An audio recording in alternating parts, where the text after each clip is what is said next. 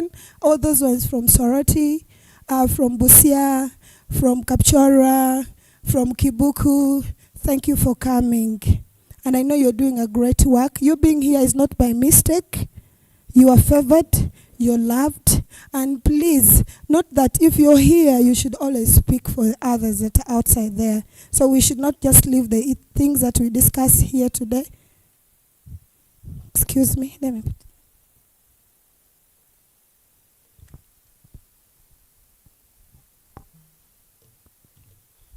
So as I was saying, please use this platform, because this platform has helped all. Like, let me give an example. Me, myself, when I started with Faraja, with also our partners, that's why I'm here today. Tomorrow, come 2026. So I want to ask you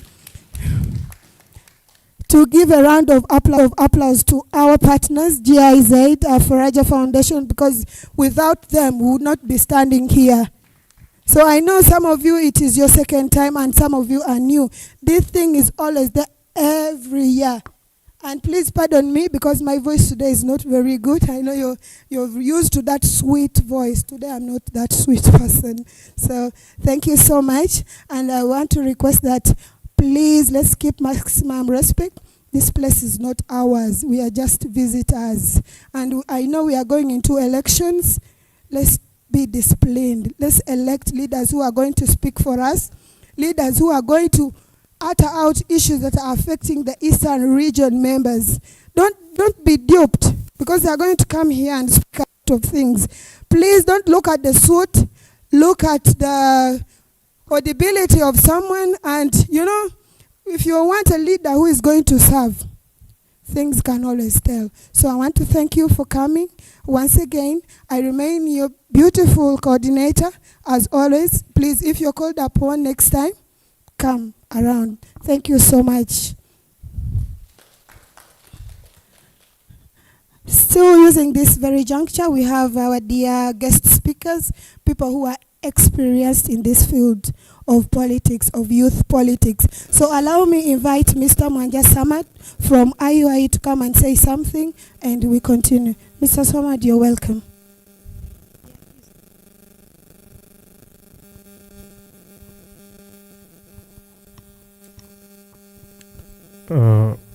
Good morning, everyone. If I can, should I stand up, or I can speak as seated? Okay. I welcome everyone. I'm Mwanja Swamad from the Islamic University, working as the one in charge of international and refugee students. And at the same time, I work with the Department of Political Science.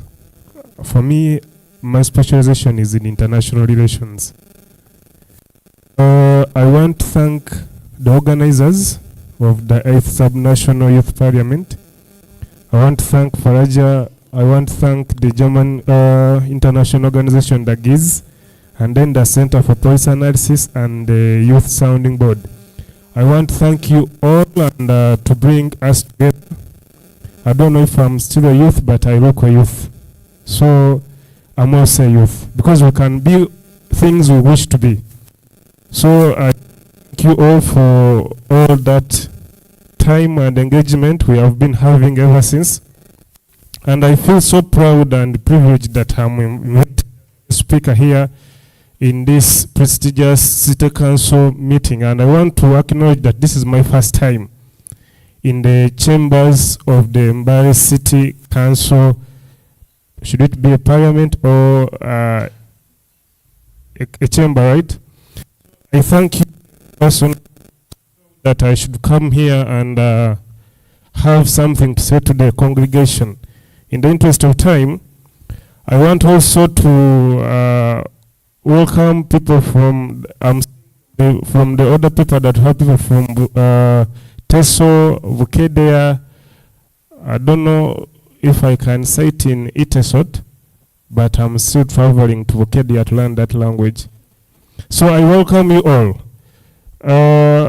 For me, my work is just talk something very small about the role of youth in the development of a particular country.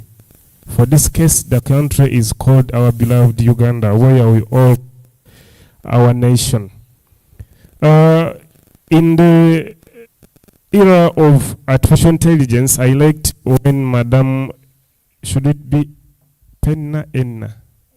Erina, she was talking about the artificial intelligence, that we can put the whole thing in the ChatGPT and it can give us the summary of what we have to discuss. So, what is the role of a youth?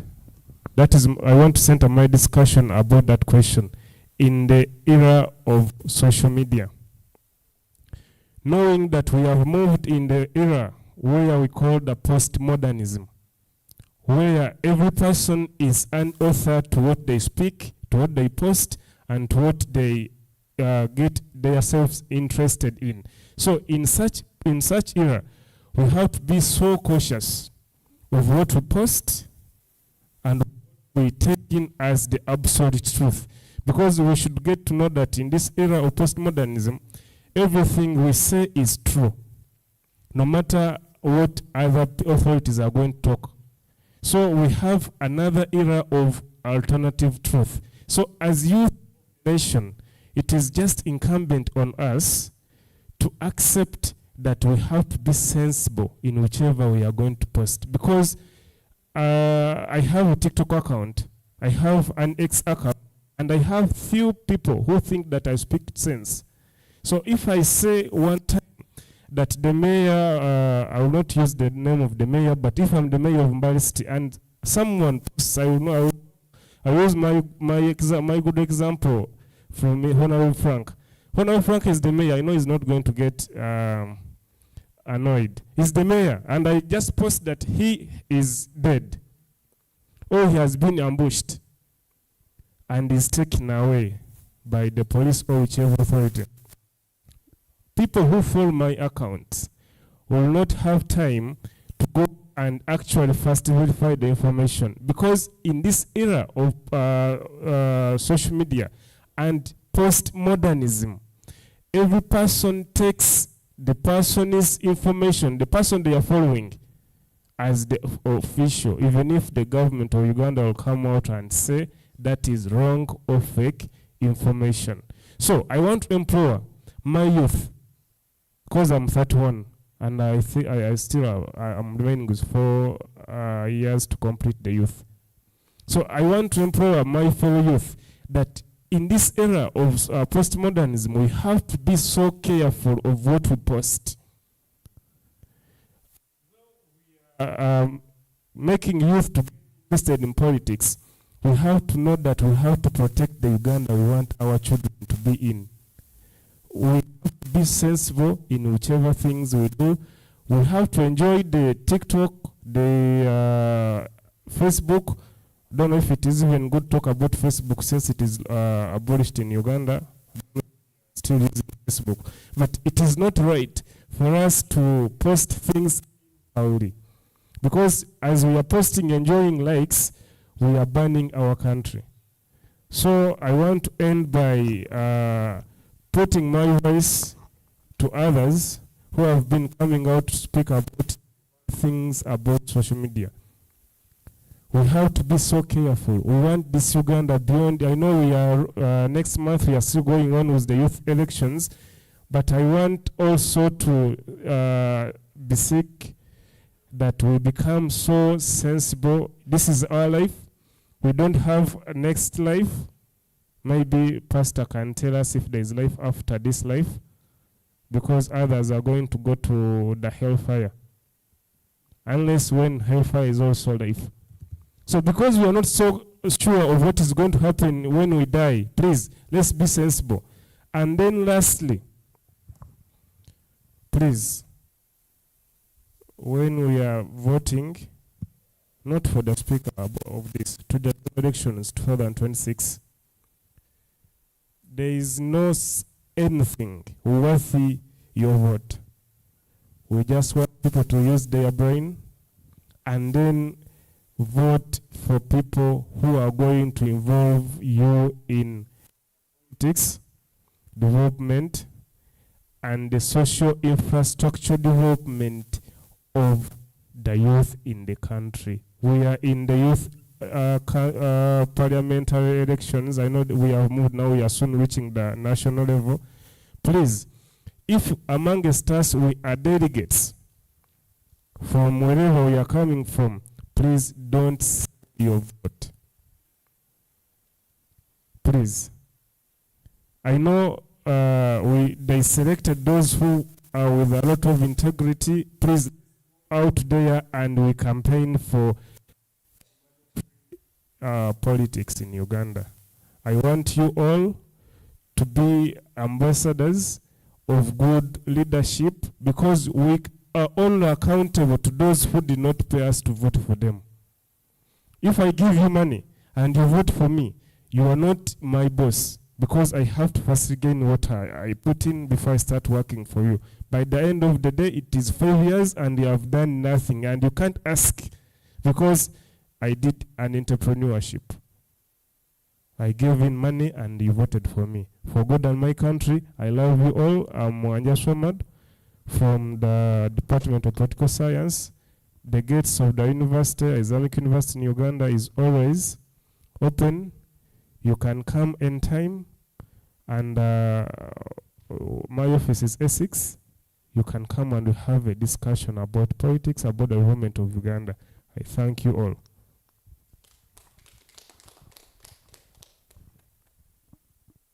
Thank you very much, Mr. Mwanja. Allow me also take this opportunity to invite another guest speaker. You're welcome, sir.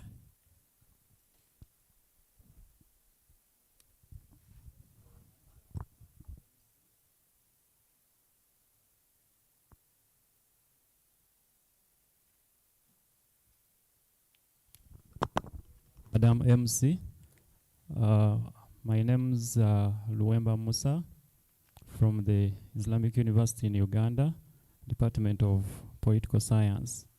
I work as an assistant lecturer, but also the head of a department in the Faculty of Arts and Social Sciences. I take the honor to welcome the members, but I also thank the organizers of the event for having invited me to this great platform. I wrote a speech. I don't know if I should go by that or I should take the precedent of my colleague here. However, distinguished young leaders, representatives from Faraja Africa Foundation, esteemed partners from the European Union, GIZ Uganda, and all participants joining in, I should say that I'm humbled by my presence here as a guest speaker for this 8th Subnational Youth Platform. Let me express my gratitude to the organizers for having given me the chance to stand before you on such an important moment. It's a moment that embodies spirit of International Youth Day's theme, to read verbatim, youth advancing multilateral cooperation through technology and partnerships. My colleague has talked about technology, and we all acknowledge that we are in a changing world.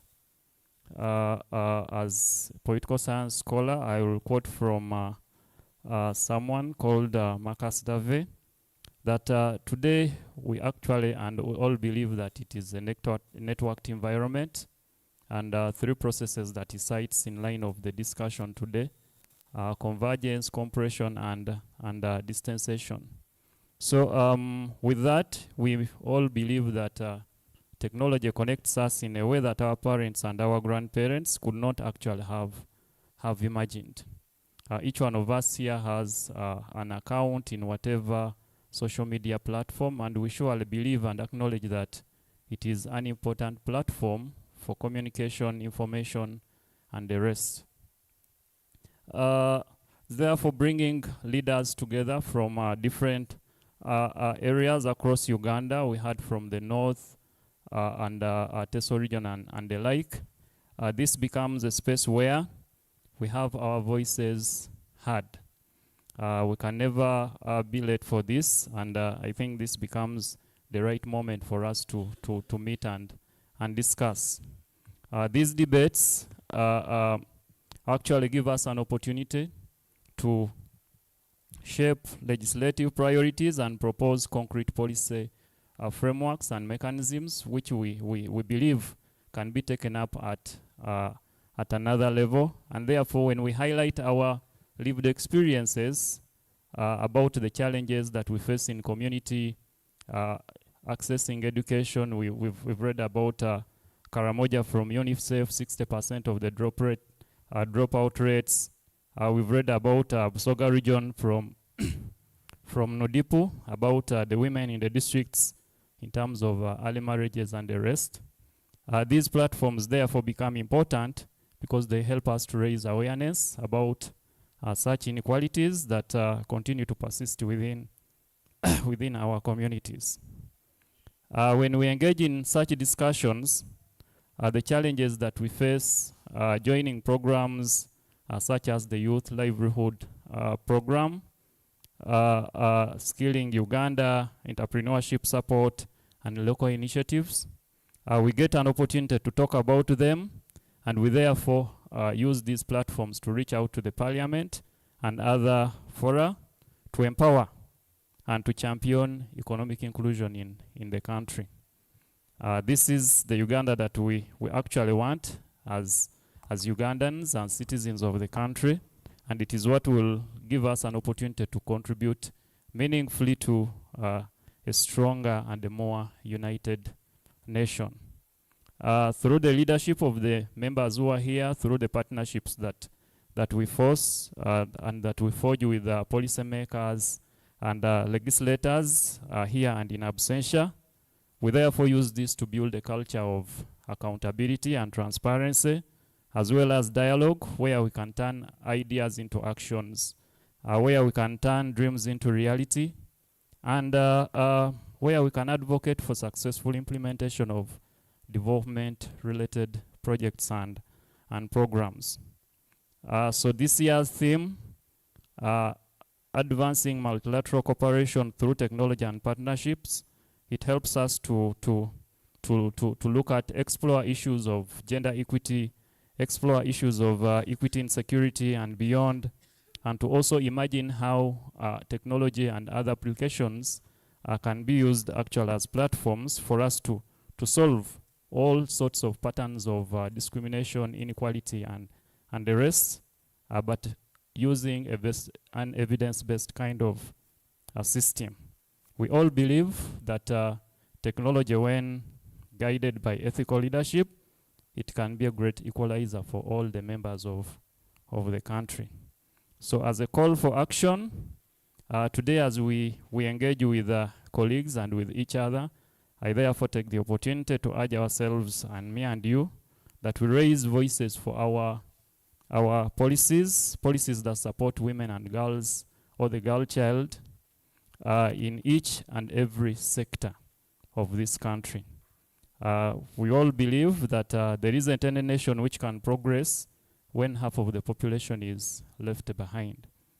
We use also the same platform or platforms like this to advocate for flexible work environments, which recognize caregiving responsibilities, which recognize shared communal and personal goals, but not as individual burdens to the members. We also use the opportunity to advocate for flexible work environments and spaces, build partnerships across spaces, districts, municipalities, counties, sub-counties, and members to share best practices across all sorts of development-related goals. And as young leaders of this country, your courage and ideas can redefine the country. They can redefine the nation's future. Together we can build a society where no person is left behind, irrespective of our identities, irrespective of religions, irrespective of political affiliations, irrespective of classes, education levels, and the like. And to this, therefore, we believe that technology, which is the key point of the day, can actually breed inclusion. We'll come together, engage, and then discuss policies that can take this country forward. For God and my country, thank you for listening, and have a good morning.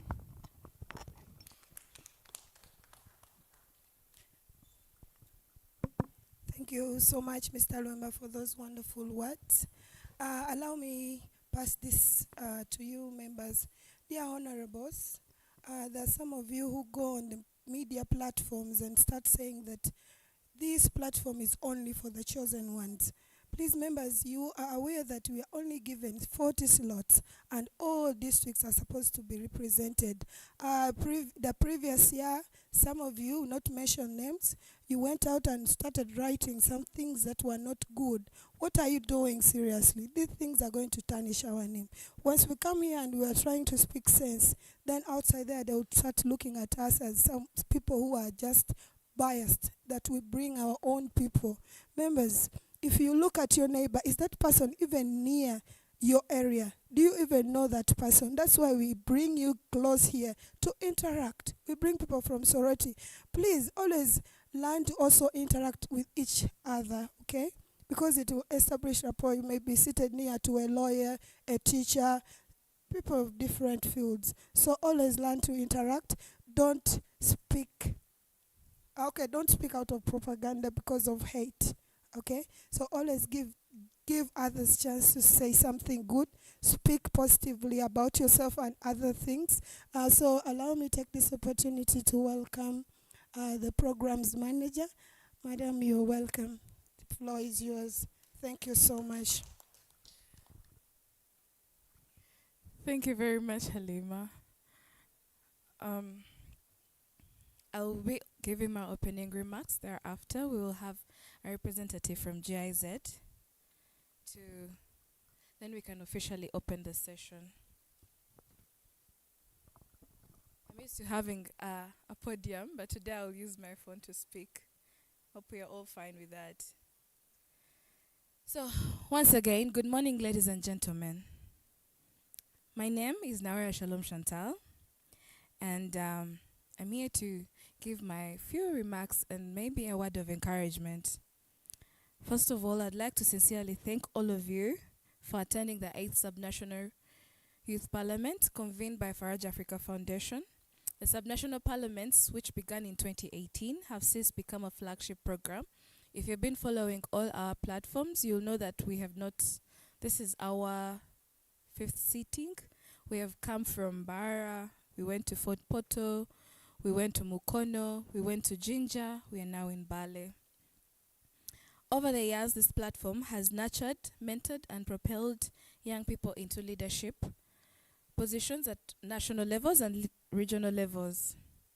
Let us embrace our potential as young leaders. We are not just the leaders of tomorrow, we are the architects of today. Our voices resonate with power, influence, and the possibility of real change. In this room, I see policymakers, innovators, and change makers who will shape the narrative of the region and beyond. We often hear that the youth are the leaders of tomorrow, but I say we are leading today. Each one of us here has a critical role to play in the shaping of policies that reflect our dreams and aspirations. Let us challenge the status quo with creativity, boldness, and even humor, because who says issues cannot be tackled with a smile? Excuse me, I keep reacting to something. Who says issues cannot be tackled with a smile? Sometimes laughter can be the bridge that connects us and the spark that unites us. I extend a heartfelt thank you to our partners, especially the European Union, the German government, GIZ, who have consistently believed in us and supported this journey. Your commitment is invaluable. You provide us with resources, mentorship, and opportunities that amplify our voices. Together we are building a brighter, stronger Uganda. As we embark on this journey, I urge each one of you to fully speak up, engage fully, share your ideas, and let your voices be heard. This is your platform, so use it wisely. Whether you are whether you are advocating for climate action, whether you're pushing for education reforms or championing any cause close to your heart, know this, that every voice matters. Remember, change does not happen overnight. It takes persistence, patience, and sometimes a touch of humor to carry us through the toughest of days.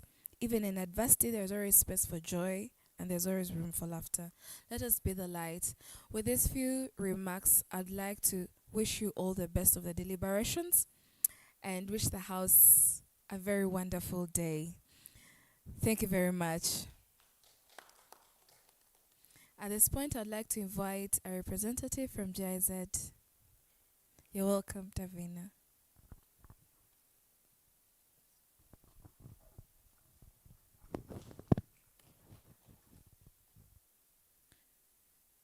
Thank you, Shalom.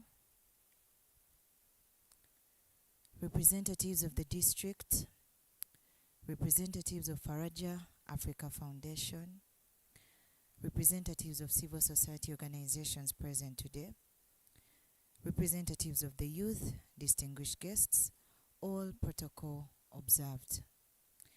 Ladies and gentlemen, it is with great privilege that I address you today in my capacity as technical advisor working with GIZ, specifically advising on issues of youth and persons with disabilities. My name is Kako Joanita Davina, and within GIZ, I'm specifically working on the governance program. GIZ is the German Agency for International Cooperation, and the governance program specifically works with both state and non-state actors to promote and protect human rights, strengthen accountability, as well as make sure that civil society organizations have an enabling environment to do their work. So within GIZ, I am the technical advisor who's attached to this project that is being carried out by Faraja Africa Foundation. So this Sub-National Youth Parliament is one of the 8 Sub-National Youth Parliaments that started from the 3rd of July and will be going until the 14th of July 2025. It is a vital platform for amplifying the voices of Uganda's young leaders to drive inclusive governance and sustainable development through technology and partnerships in line with this year's International Youth Day theme. I believe all of us are aware about the International Youth Day theme for 2025. Is that right? You all look very brilliant and informed. Am I correct? It's a correct assessment. So before I also proceed, I would want to share a quote from Kofi Annan. Does anybody know who Kofi Annan was or is? Could I just have a hand up? Yes? And Nobel Peace Prize laureate. So he said, "You are never too young to lead, and you should never doubt your capacity to triumph where others have not."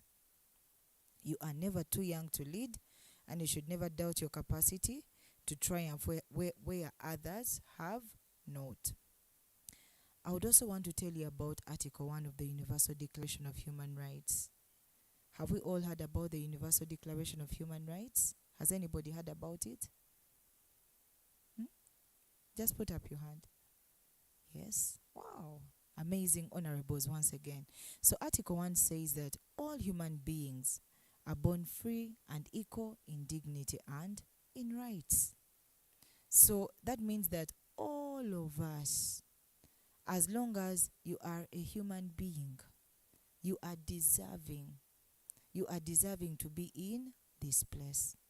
And that means that all of your deliberations or submissions are valuable. They are valuable. They will shape policies. Actors are looking out from all over the world to listen to what you're going to say. They would want to understand your needs, your aspirations, your concerns. And so I want to tell you, young people gathered here today, that the whole world is watching you. When I say the whole world, I mean the whole world. People from GIZ are tuned in. People from the European Union are tuned in. Government officials are tuned in. People from other countries in Africa are tuned in. All of them would want to listen to you. And so I want to encourage you to just make yourself comfortable. Believe in yourself. Whatever each of you is going to say is extremely important. And when it comes to standing for speakership, clerk, the different positions, I want to encourage the young women, put yourself forward. I want to encourage persons with disabilities, step forward. This is your moment to shine. And so with those few remarks, I want to wish you fruitful deliberations. Thank you very much. I'll hand back over the microphone to the MC. Okay.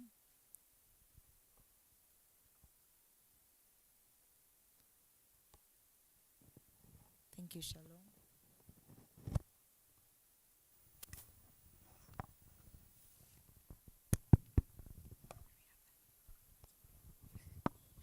Let's have a round of applause. Thank you very much for the opening remarks.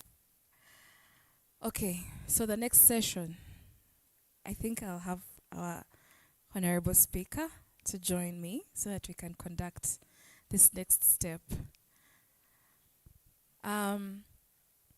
We're going to now dive into the election process. I'm here with my colleague Timothy, and our speaker with the most experience at the moment will be taking us through this session. Now, he will be giving you the rules of procedure as they brief the winning speaker and the clerks. Now, there are a few rules. The people who will not make it will automatically be the clerks. If there are more than two, one will have to be the sergeant. So, are we now ready for this? Some energy. Are we ready? We are ready for this session. Okay, over to you.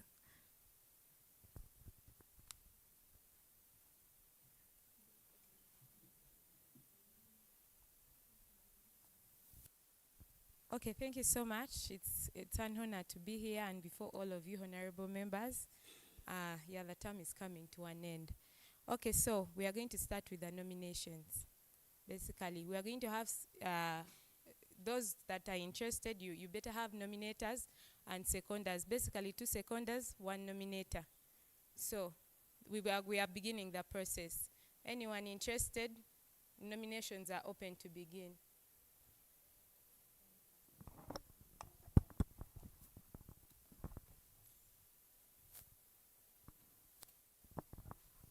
Please, you're going to have to state your name, your constituency, and the person you're nominating. Good morning, ladies and gentlemen. Andrew Nanjara is my name, Elgon County, Bulambuli District.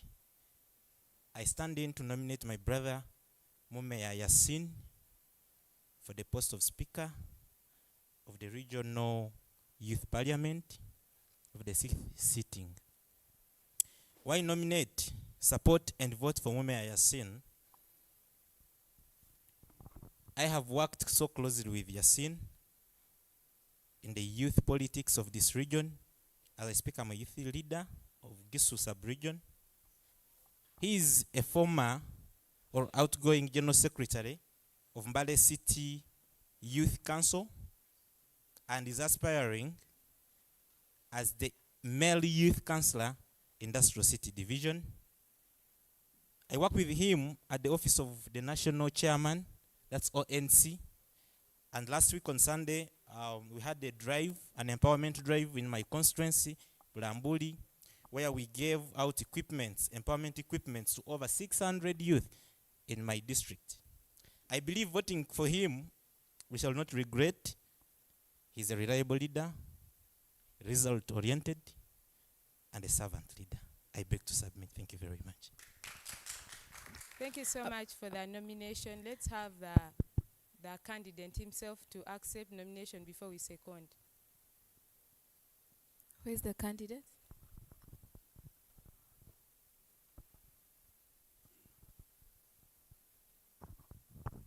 ladies and gentlemen, honorable members in the House, by the names I'm called Mumea Yassin, I do accept the nomination. Seconders? Any seconders?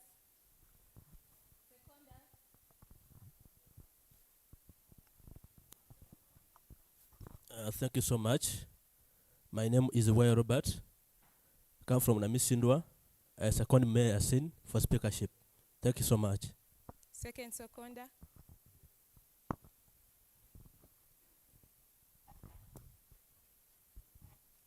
Good morning, honorable members.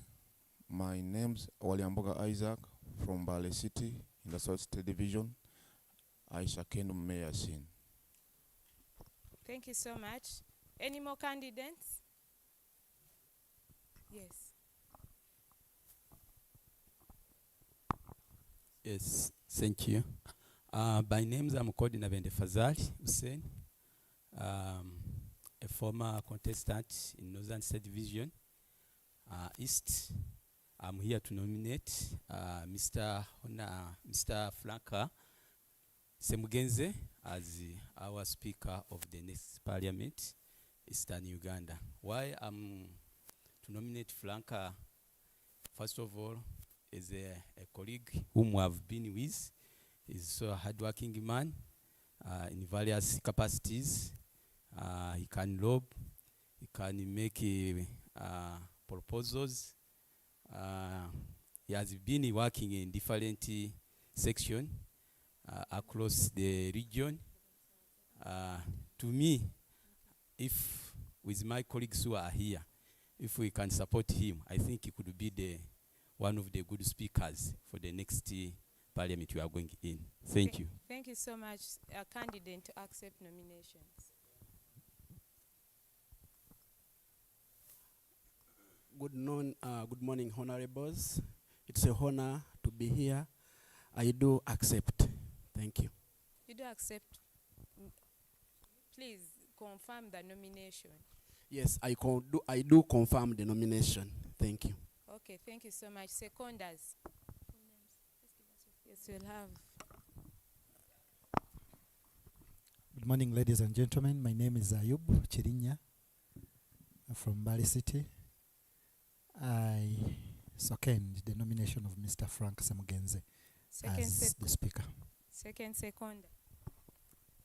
Thank you so much. Any more nominations? Could you have someone to move a motion to close nominations?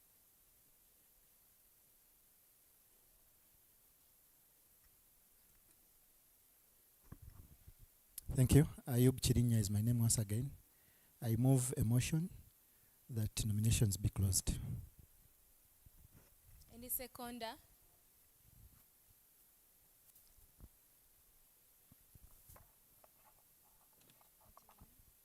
Okay, good morning, ladies and gentlemen. My name is Wegosas Agnes. I'm from Sironko District. I second the motion. The closing of the nomination. Thank you so much. Second.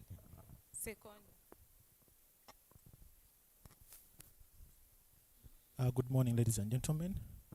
My name is Mkabire Moses, and I hereby second that the nominations for the position of Speaker are closed. Thank you so much. That amounts to the closing of the nominations. Let candidates move forward.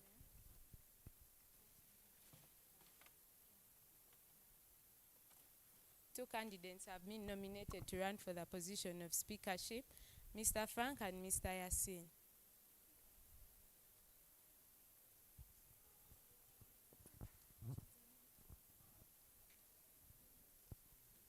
So thank you so much. We are going to give them a few minutes, I think, to campaign and talk about their aspirations for the position. So we'll start with Honorable Yasin. Thank you. Honorable members in the House, I'm honored to be in front of you. I'm very glad that you responded to the invitation on a short notice. By you, I'm Honorable Mayor Yasin, representing Industrial State Division, vying for the speakership seat for the 8th sitting of the Eastern Youth Parliament. Why I came in for this? Personally, I've been here before, but the relevance within the Eastern Youth Eastern Parliament, it has been always there once. So I'll work relevantly to bring in at least the sittings to every district. By the end of the term, at least we have Blamboli having one, Sironko one, Namisindwa and other districts in Eastern having one. At least before we can generate the list of delegates to come and discuss the issue of national importance. 2, I'll work as a bridge to advocate for youth bursaries, scholarships, and social capital, so as we can ensure that youths are well connected than just being here as a speaker while opportunities are knocking, but there is no connection with other people and the opportunities just goes back. So 1, I'm very flexible, very reliable for the people who have worked with me, like those of Blamboli, Sironko, Mbale, and Namisindwa. I think you can prove. So on that, I confirmly believe that your vote counts. Together we can. I cannot promise a solution to Israel and Iran's fight when we have bad roads and other factors of Uganda. Before we discuss outside, we have to discuss our own. Therefore, I here seek for your mandate, support, and vote. For other issues we can discuss, but for now, we can make it. We there can make it. Thank you. I will not say all that much because for meantime and other session has to commence. Okay. So with few words, I promise I'll work as a bridge, as well as we foresee the successes of the Youth Parliament come next sitting. Thank you. Thank you so much. Thank you so much, Honorable Yasin. Let's have a second candidate. Thank you, Madam Speaker. Our distinguished guests, the honorables of this August House, I humbly request you to have the following. 1, I'm by names of Semugenze Frank. I'm a resident of this area, Mbale City, and many of you, we have worked closely and together. The reason why I had to come out first is the effective representation. I'm here as your servant, not your boss. I'm here as a person who can receive data from you people, we integrate it, and we forward the necessities to other bodies. We are the bridge of the youth. We know a lot of youth, a lot of people, the young people, they have talents, they have skills, but their skills ends at their levels. So we want to identify, can we really, with partnerships like Faraja, like our partnerships here, do lob some skills. These people don't need handouts. These people need skills. These skills can help them to be better people, to be better persons. So we think, first, we do civic education. As a speaker, I must make sure that at least we have every representative, and actually, in my phone, most of you now, I have your numbers, and most of you have been calling me right straight away since we talked. That means next time when you call me and say, Mr. Frank, as the youth, I have this and this and this, we shall see how we can sort these things out. We shall work together. When we work together, we shall achieve big things. We shall make this platform not only known here, but even representative at national. Eastern must be heard. We must raise our voice to the national parliament to make sure that youth of Eastern are represented. We can lob and lob and lob to make sure we acquire skills. Mostly, may I want people to work for themselves. May I want people to build on their talents and their capacities and make sure we become better people. We are having youth wandering around, not because only that they didn't study. Somebody may not have skills in education, but this has an art. So how can we help these youth using their talents to become bosses of their own than these things of giving, spoon feeding people? You end up buying his mind into a local political amendment. So we want to upload the minds, we want to teach the youth, we want to act as bridge, and we must do it together. We as leaders, we are all leaders. I know I'm not so far from you.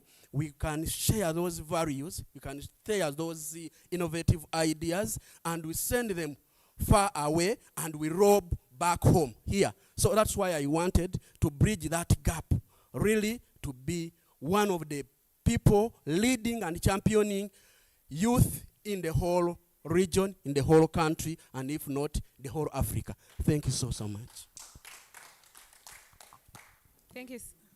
Thank you so much, Honorable Frank.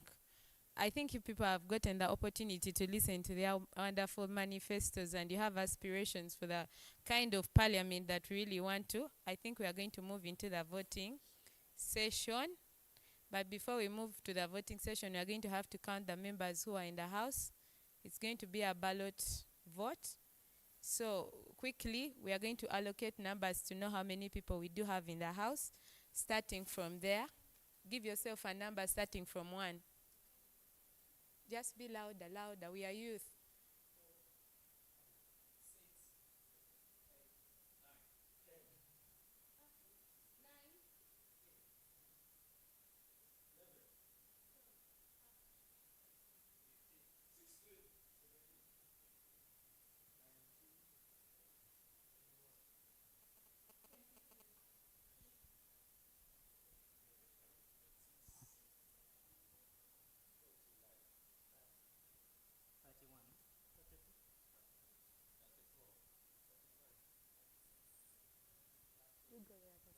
We've already counted this side.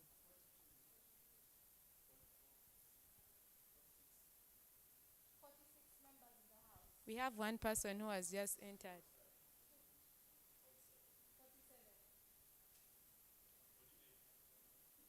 No, now once we are finished counting, no one is coming in and no one is going out.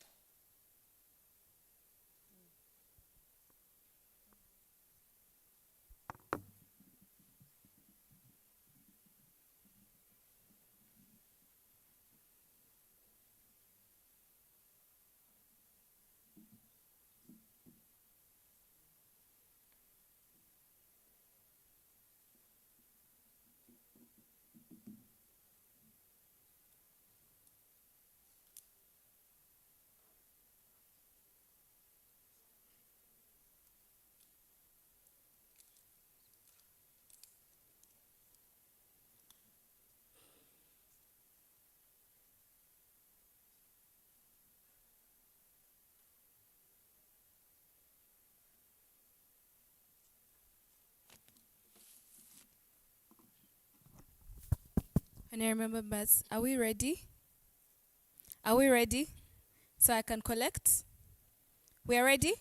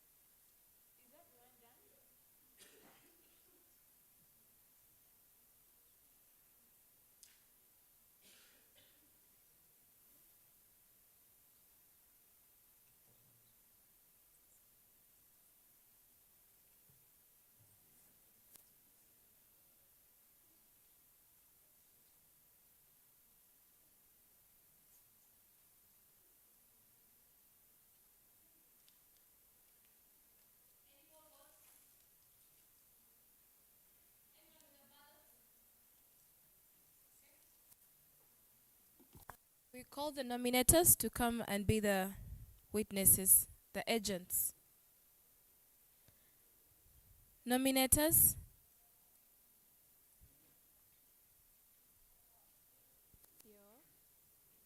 For who? Frank. Yasin.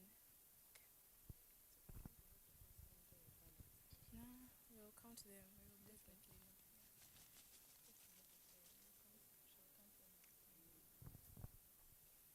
I do read it. Do you want to read? No, you can read. No, it's okay. They will count. We shall balance. After counting. Frank. Frank. Frank. Yasin. Frank. Yasin. Frank. Frank.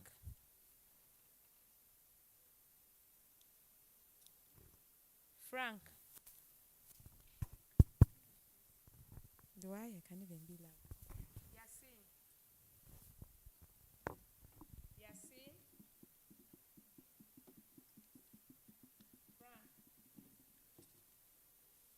Frank. Frank. Yasin. Frank. Frank. Yasin.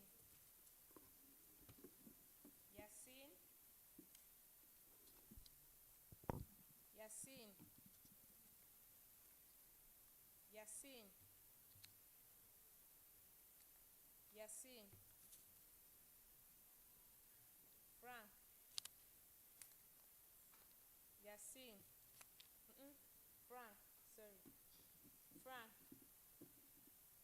Yasin. Yasin. Yasin. Frank. Yasin. Frank. Yasin. Frank. Yasin. Frank. Yasin. Yasin. Frank. Yasin. Yasin.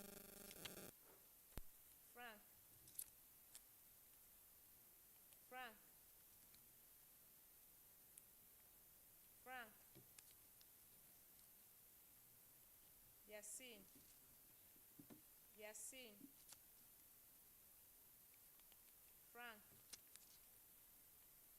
Frank. Yasin.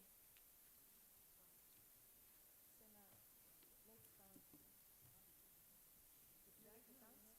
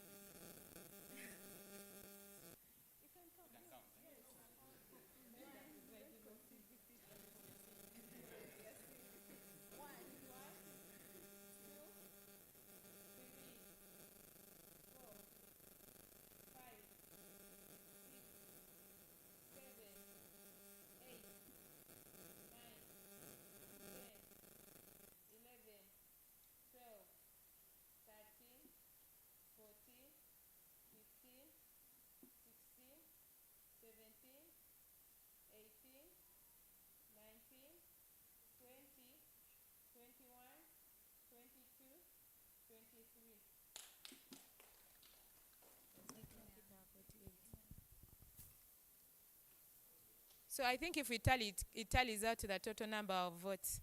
So I take this opportunity to declare Frank Semugenze as the Speaker of the 8th Eastern Youth Parliament.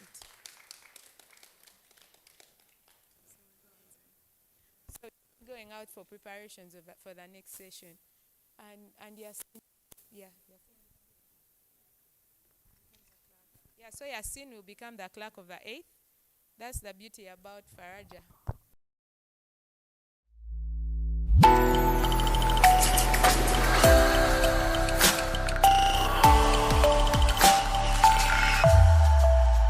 Faraja TV, authentic African voices.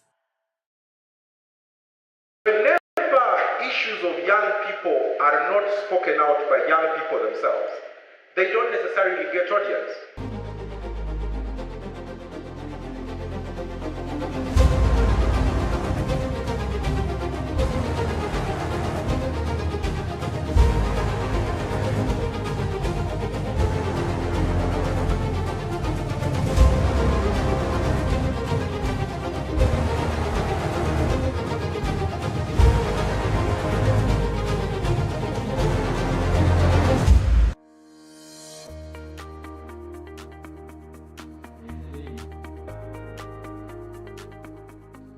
This being the 6th edition of the National Youth Parliament, organized by Faraja Africa Foundation. Yeah. As always, the drill is you have the regional parliaments where youth get to deliberate on various issues. So how were the regional parliaments of this year? Well, quite interesting. They were bigger compared to last year. Remember, because last year we still had COVID, that was, sketchy. This time around, we had bigger numbers and we had wider participation.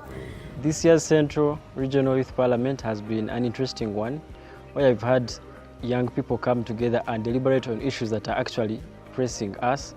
We are given those spaces to exercise and also give out our views to those local governments. We will cry and cry and cry until Jesus comes back. So far, this is the first youth parliament I've attended. Physically, I had attended the virtual one in 2021, but it has been a beautiful experience. A lot of brilliant people to meet, seeing the youth passionate about the matters of the country. I think each year that gets by, the youth parliament becomes more interesting and it gets better. It's a very enriching experience to see young people debate on pertinent issues that affect them in society. It's a blessing to tap into their cups of wisdom because, they give us a fresh feel of what is going on at the grassroots, where we might not be able as leaders to reach on a daily. So young people's advocacy, strengthening the youth voice, is a platform that we really need to fully utilize, and the youth parliament offers it on a silver platter. The question the youth are asking out there, how do you choose this member of parliament to come on the floor of parliament? Okay, for starters, it is always a competitive process, that is for a fact. But in the competition, we look at leaders, young emerging leaders, who have hands-on skills, who have done something, and we also give a lot of consideration to the leaders from the grassroots, because given our development approach, we're using a bottom-top approach. I don't want to lie to you that I'm going to go and pick someone that has been in power for some time, that is exposed already. No, we want that person who has not been here one time, or that person who is able to talk, who is able to speak. And of course, while we're doing that, we consider special groups, I'm talking about the PWDs, yeah. I'm talking about the special groups. We're looking at the women, the young mothers out there, and the person who maybe didn't finish school, but they're trying to make it out there. So it's not like we don't want everyone to participate. I also have to have regional balance. We want each and every region. I was so inspired by the sessions. When I was cheering, at some point I got lost in my head. I said, imagine this was the real parliament, because the people were really respectful. Under my guidance, I managed to imagine in 30 minutes, 18 politicians speaking. to the point. That was special, and we need to improve this, keep on going with this. Now, one day is not enough for everyone to understand the content of the motions. We tried, but we can only try. So this has inspired me. I want to really talk, say, okay, what are the chances? Can we see, like, is there any chance that we could keep on these conversations? Maybe even if it's quarterly. Because this crowd, if they have another chance to debate, they'll just get better and better and better. So the issues that were carried out from all these different regions were put together, and of course we use the whole problem analysis sort of method to come down to the motions that we've discussed today in the chambers. During the event, we had 3 motions, but one of the most outstanding motions that really that really touched me was the motion on cattle rustling in the eastern part of Achule sub-region and Karamoja. This is something that we have been talking about. We tried all angles, and when this thing was brought, and I believe what we brought out here will again spark fire on the government to at least act. Traders who have handed over their guns to the government, you would find that they have been promised that maybe we are going to give you these livestock and other things to do. Because what the Cajuns knows, most of them, they know about only cattle keeping. There should be an alternative of other things so that they don't go around and killing people, taking away the cattle. They should know that without keeping the cattle, we can also survive on our own. It is not only about the cattle raids that is taking place. As I speak right now, families are leaving their home as early as by 5 p.m. to go to seek for a refuge in one of the nearest places that they feel it's a bit safe. One of them being churches, institutions like schools, just that they can comfort themselves in. Because these cattle raiders are no longer only taking cattle, but they're also killing people. Well, the issue of climate change and then in relation to also agriculture for the young people, that one is very directly related to the young people because climate change and agriculture eventually evolve into a reduction in the quality of life that the young people are living.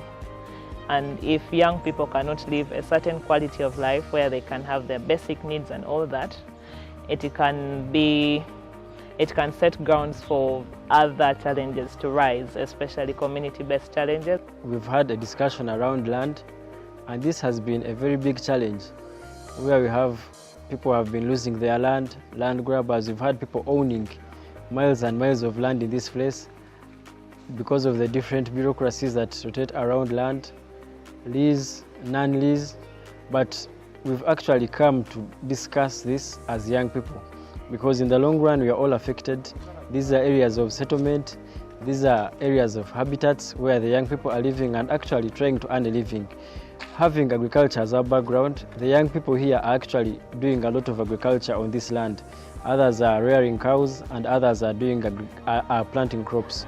So having the young people come to discuss on these issues that are affecting them, especially the land issue.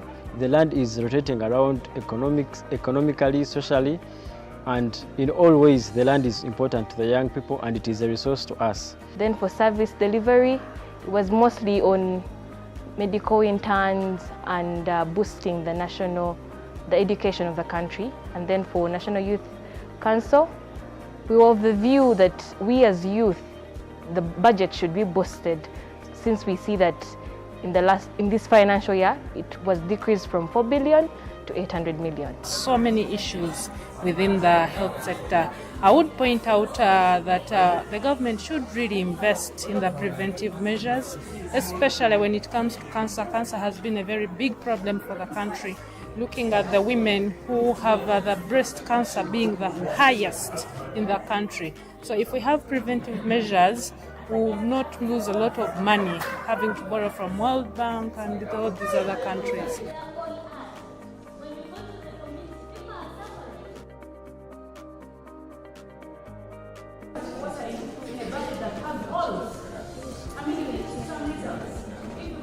The greatest challenge that I identified is research. You see, when you are invited for the National Youth Parliament like this, you should come well equipped with knowledge, with information on what you are going to debate about. You notice during the debates in the House, there were a lot of challenges. People were challenging each other on information, on falsehoods of speaking this and that. So it is very important that moving forward for the future, young people should always invest their time to research about the issues that they come to speak about. It only does not distinguish them as prominent leaders in the future, but it also substantiates debate better for policy shaping. The theme is in line with our International Youth Theme Day. It's about green skills. So we are trying to advocate for climate change. We also incorporated better livelihood. You know, climate affects us in every sort of way. Green skilling is one thing that we need to push across the divide. Not only young people, but young people are the center of it, because we are the drive to sustainability. If we have the young people of today each acquire a green skill, then you can transcend it to another young person. And a green skill does not require a budget. It could be the basics of just protecting your environment, being cautious about environmental degradation, seeing how best we can have as many young climate change agents as possible. For the two motions, the first one was on climate change. That is something very urgent. I'm personally going to take it to the Ministry of Water and Environment. I already have a meeting with the Commission of Climate Change. Wow, you're already working. Yes, we already. I have a meet, not in my office, but as an individual. Wow. So with the guidance of Faraja, I should be able maybe to try and table some of these things. There are opportunities to train young negotiators on climate change. Personally, I negotiate for government on climate change. I was in Germany last month doing that work. There's COP. So all these are training opportunities. We must table them, especially the climate change thing, and continue with the conversation. We are not implementers, but we have to push, learn how to lobby our agenda. The issue of climate change and then in relation to also agriculture for the young people.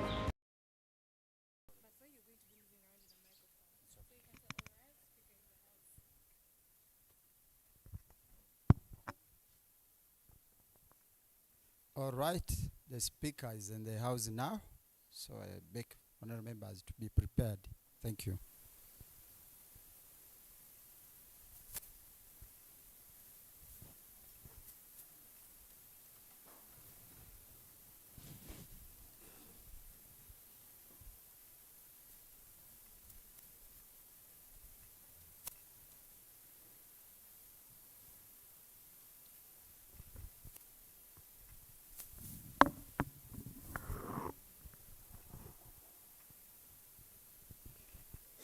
I honor everybody here. With limited time we have, let's begin with anthems while we are still standing. Mr. Mike Nimwezi, lead us in the anthems.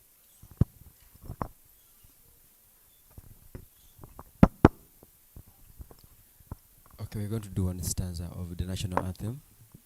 O Uganda, God uphold thee, we lay our future in thy hands. United,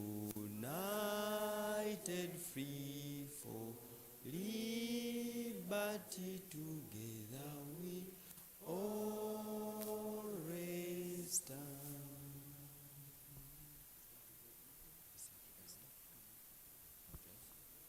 Kiswahili. Anyone who can help me in Kiswahili?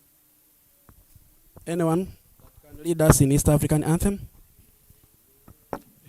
Mungu twaomba umilinde Jumuiya ya Afrika Mashariki, tuwezeshe tuishi kwa amani, tutimize na malengo yetu.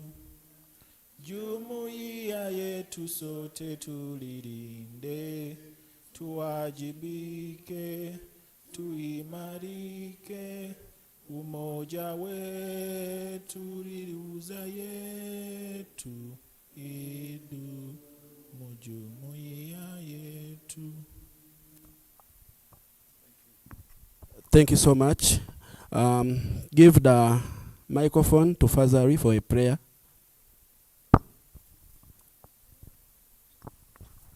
Let's humble ourselves for a prayer. أعوذ بالله من الشيطان الرجيم بسم الله الرحمن الرحيم الحمد لله رب العالمين الرحمن الرحيم مالك يوم الدين إياك نعبد وإياك نستعين اهدنا الصراط المستقيم صراط الذين أنعمت عليهم غير المغضوب عليهم ولا الضالين آمين. You can take your seats.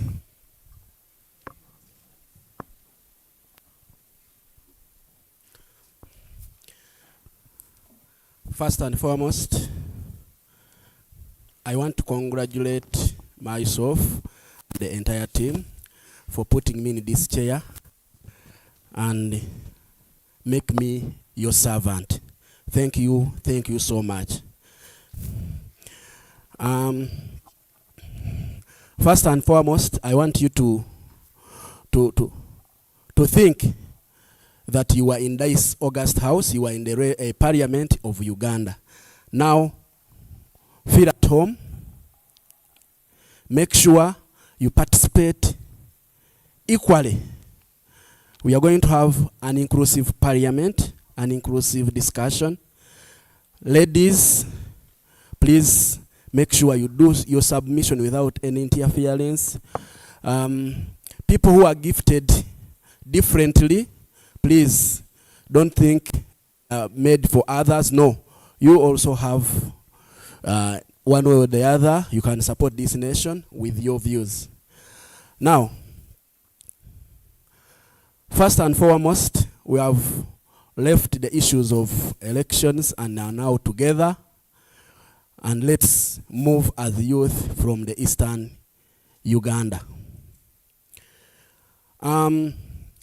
Some rules. One, I would like to call everyone to put the phone in silent so that you don't disturb the discussants and people plus the media. Secondly, unnecessary movement is not going to be allowed in my house. Make sure you sit comfortably and deliver what we are supposed. Thirdly, instead of clapping, we shall use our foot in case we want to appreciate. Do we understand? Another one, I want a vibrant and active house. Make sure you our participants, the motion movers, the first 3 minutes, they will not be interrupted. So if the mover is on the floor, in the first 3 minutes, let's give him enough time to first explain, talk about everything he wants. Then the remaining minutes, you can now bring your information, you can bring your order, an inquiry, and everything. But at least let's give our participants enough time and express themselves and their views. The seconders will be given 1 minute. When you come to second, you just come and say, I do second the motion. So we are giving enough time to the motion mover so that it express. We are going to be time conscious. Make sure if the clerk says time, that is time. If there is any order, our sergeant is in the house and will handle you. The more we participate fully, the more we are going to enjoy this parliament, and the more we are going to get becoming lucky, and God bless us to go in that very parliament that we are yearning for as politicians of different levels. Now, I call upon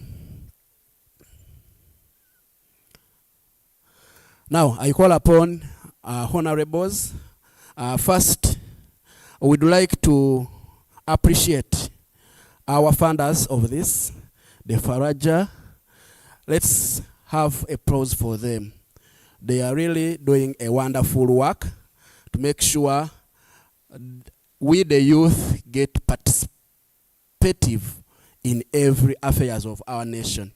And we design a destiny of the country we want to live in when we are old.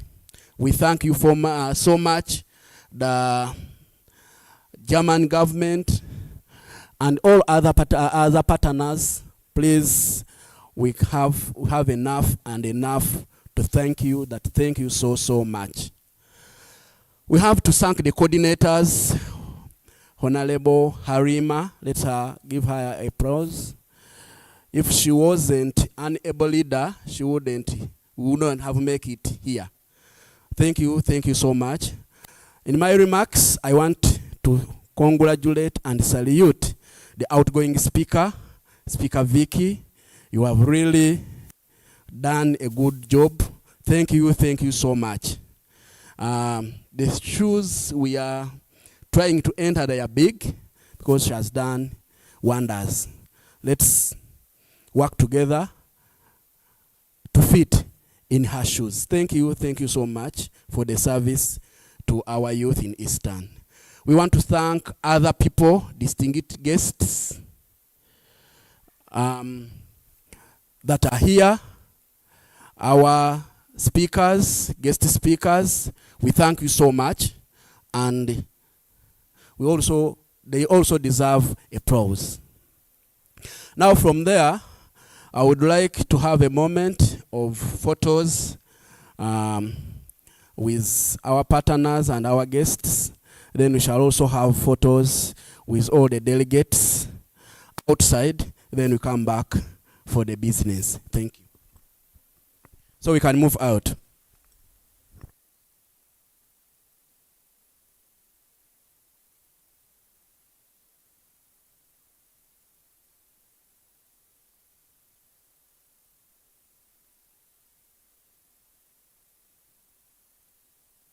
Okay, we take from here, or we go outside? Outside? Let's go outside.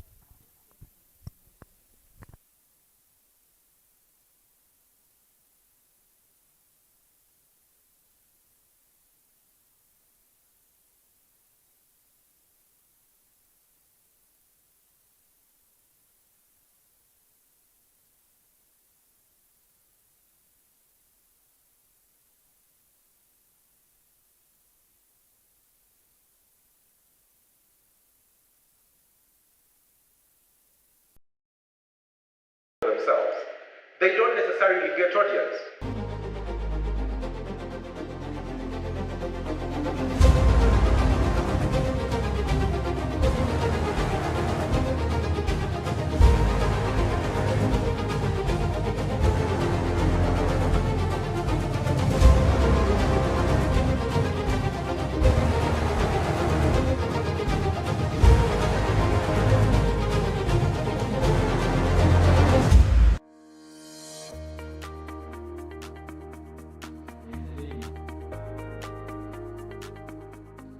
This being the 6th edition of the National Youth Parliament, organized by Faraja Africa Foundation. Yeah. As always, the drill is you have the regional parliaments where youth get to debate on various issues. So how were the regional parliaments of this year? Well, quite interesting. They were bigger compared to last year. Remember, because last year we still had COVID, that was, sketchy. This time around, we had bigger numbers and we had wider participation.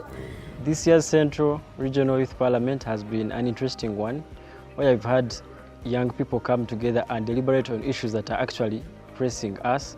We are giving those spaces to exercise and also give out our views to those local governments.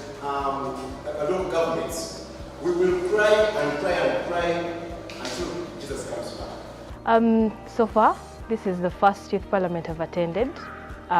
Physically, I had attended the virtual one in 2021, but it has been a beautiful experience, a lot of brilliant people to meet, are seeing the youth passionate about the matters of the country.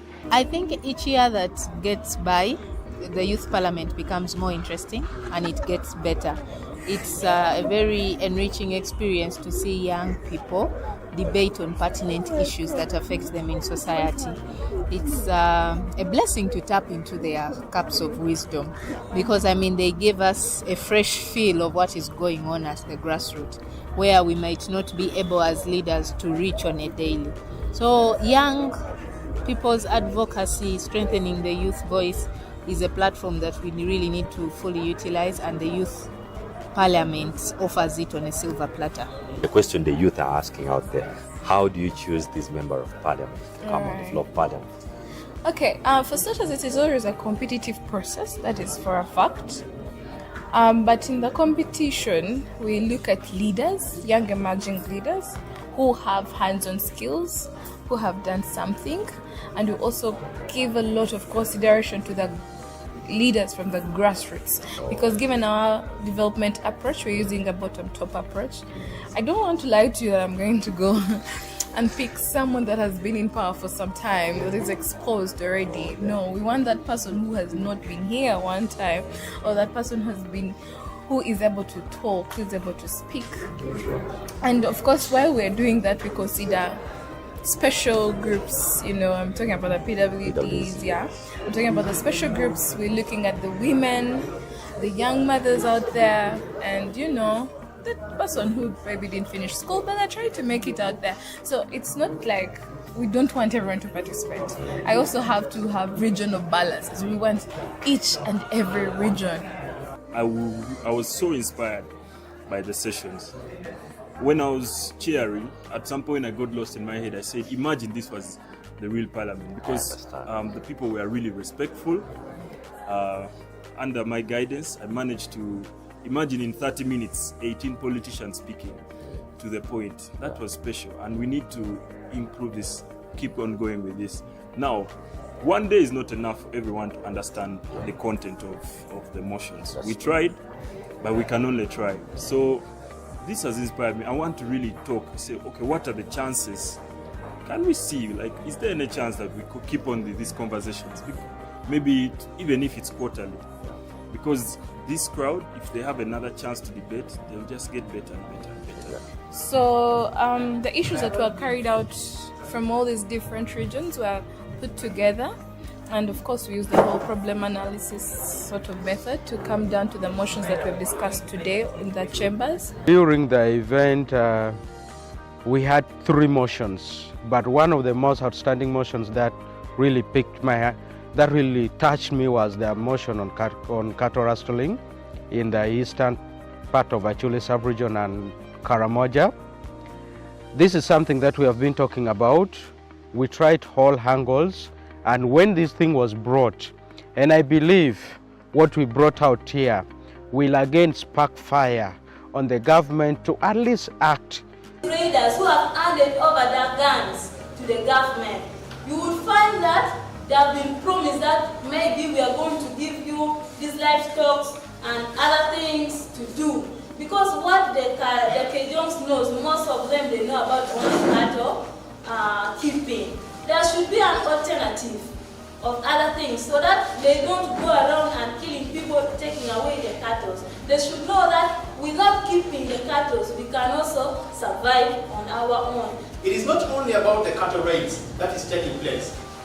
As I speak right now, families are leaving their home as early as by 5 p.m.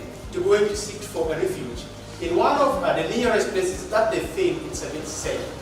One of them being churches, institutions like schools, just that they can comfort themselves in.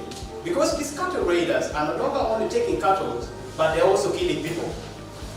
Well, the issue of climate change and then in relation to also agriculture for the young people, that one is very directly related to the young people, because climate change and agriculture eventually evolve into a reduction in the quality of life that the young people are living.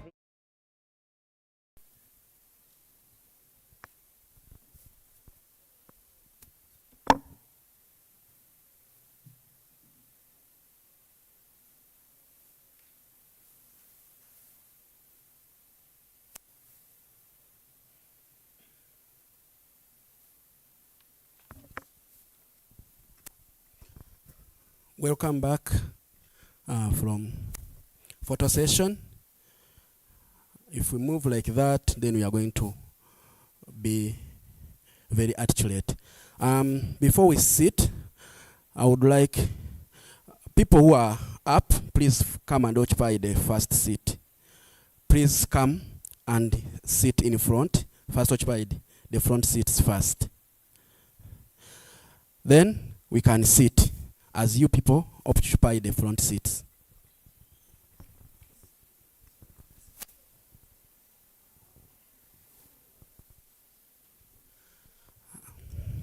Our honorables, I do repeat the rules of this house that unnecessary movement is not allowed.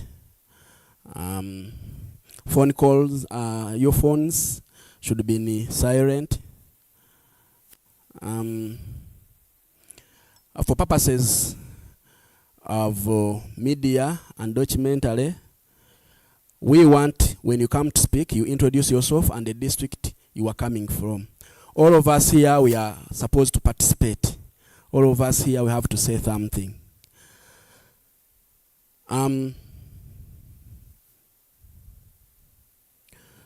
We are entering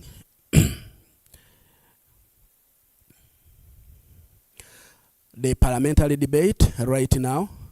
We, with my clerk, we are going to pass through these sessions together. Right now, I call upon the clerk to read for us the first motion.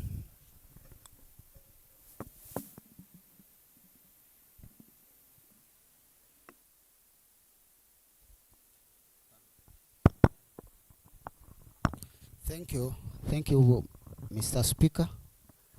By the names, I'm Honorable Mayor Sin, the clerk. Reading, our first motion is urging the government to establish and expand accessible youth-friendly finance mechanism, including grant and low-interest loan to support youth-led enterprises and startup in Eastern Uganda. Thank you.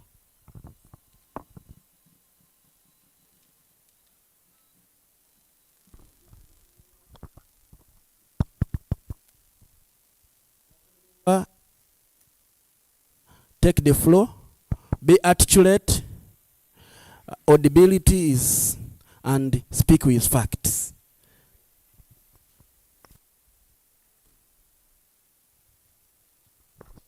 Honorable Speaker, thank you. Honorable Speaker, honorable members of Parliament, I stand to speak about the motion of urging the government to establish and expand accessible youth-friendly financial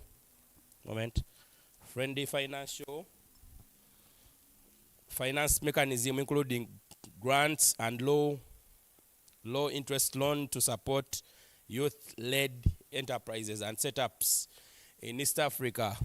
Kindly allow me to give you a background of the youths we have around around Uganda.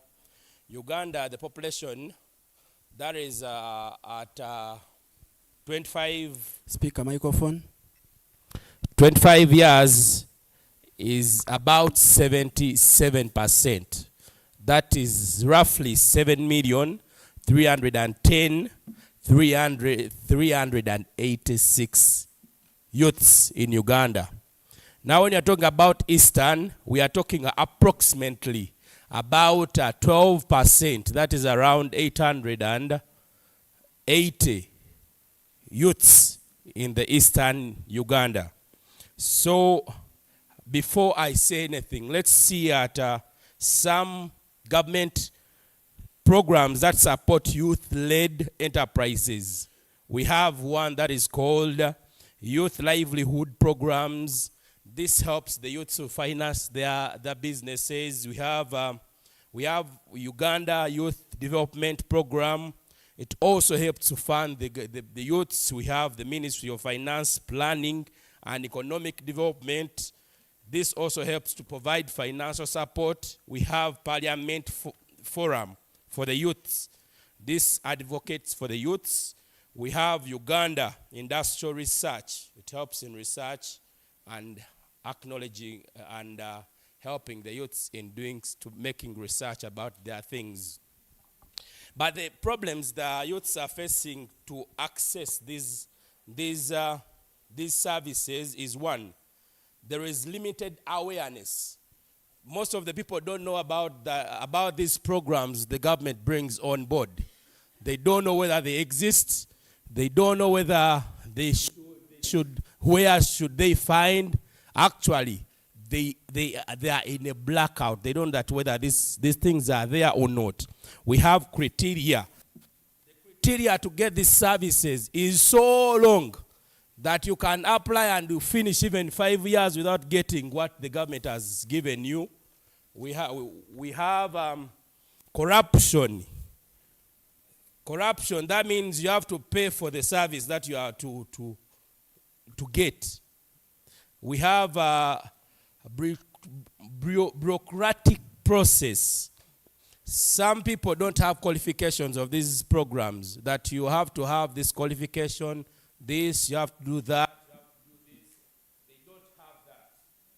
So I call to action. I call out to the government.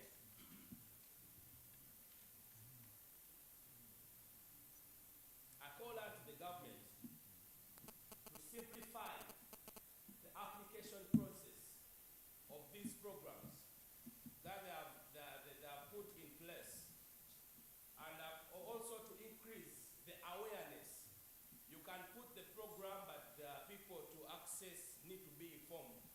So there is need to increase the awareness of who you guys are creating the programs to. Also, we want them to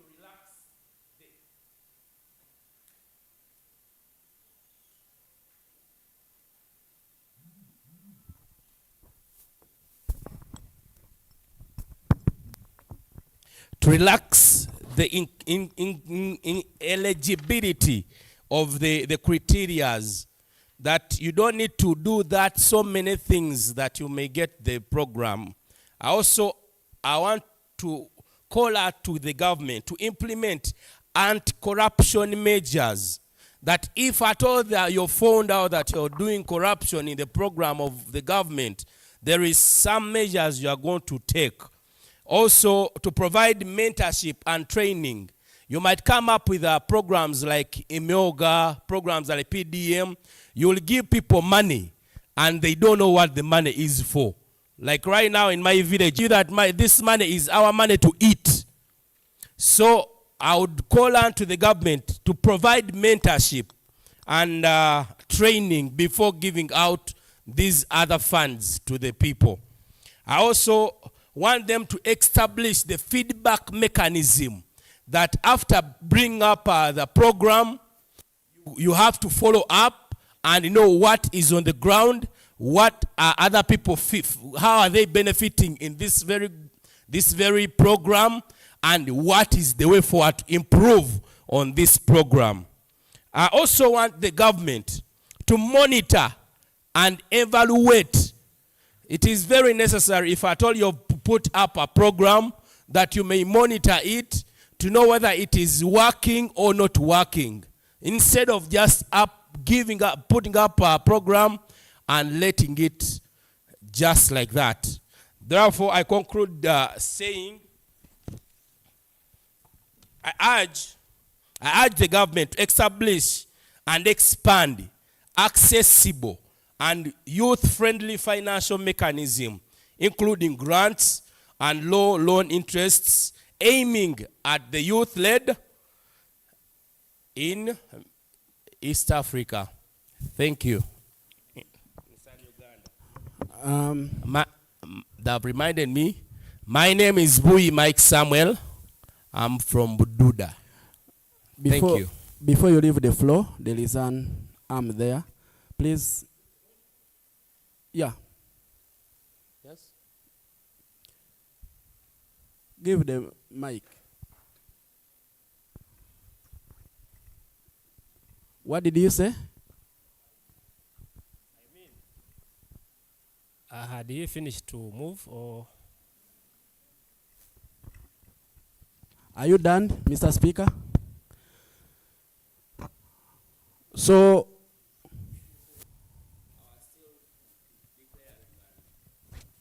members, make sure you note something down, because when the speaker is done, you have everything to ask, whether even his analysis is correct, whether what he's talking about is in line with the motion. Yes? Now, for example, Speaker, you said there is a lot of criteria that the people use to get loans. There are so many. As a youth, can you tell us, for the purposes of record, what are those criteria you are talking about? For example, thank you very much, Mr. Honorable Speaker, sir. If I'm talking about the criteria that are so long, I mean about, for example, I'll take a program of PDM that is very current in Uganda. You have to register, put in your ID, and after that there are people you have to report to, and they have to submit your things. After submitting your things, they will ask you some abnormal questions that I cannot, like, for example, which party do you support? Where do you belong? So these things, this PDM is not helping all the Ugandans. Information granted? Yes. My name is Mugabe Alan from Sironko District. I love mentioning Mutufu Town Council.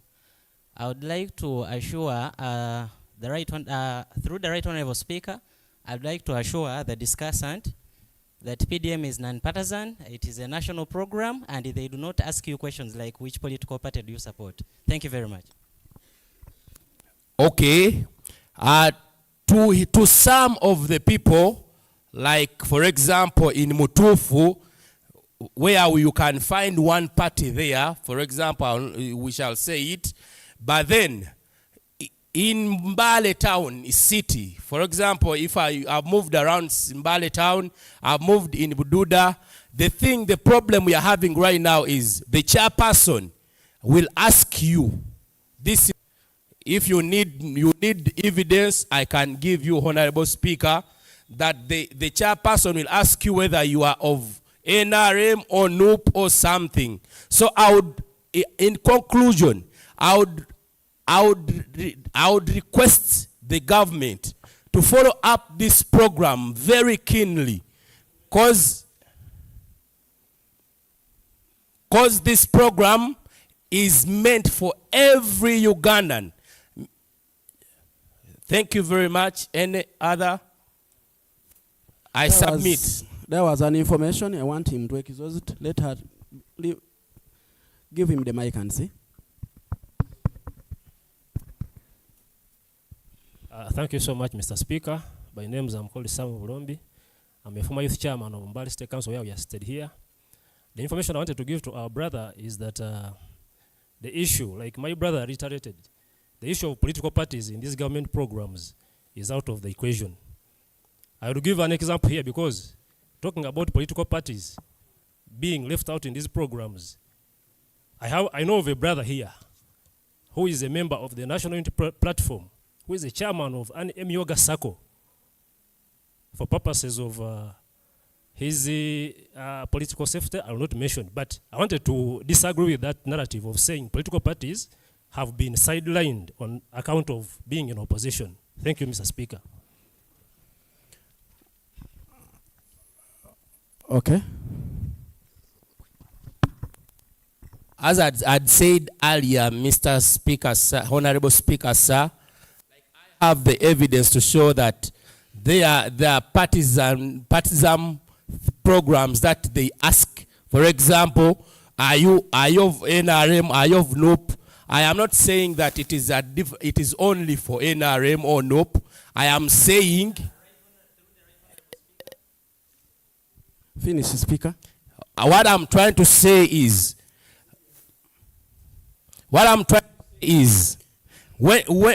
These programs are affected youth, that are affecting youths all over more so in Eastern Uganda, that you be there and people are telling you about, if you're not of this party, you're not getting this money. If you're not of this party, you're not getting this money. So I would urge the government that if at all they bring up the program, let them bring up the program that will benefit all the Ugandans, no matter the party they are serving. Thank you very much. Thank you. Procedure. Thank you, Mr. Speaker. I want to tell the House that since the mover of the motion is done doing that, would therefore go on to seconding the motion before the motion is being debated. Yes. Thank you. Procedure accepted. Honorable, please take your seat. The second of the motion, move forward.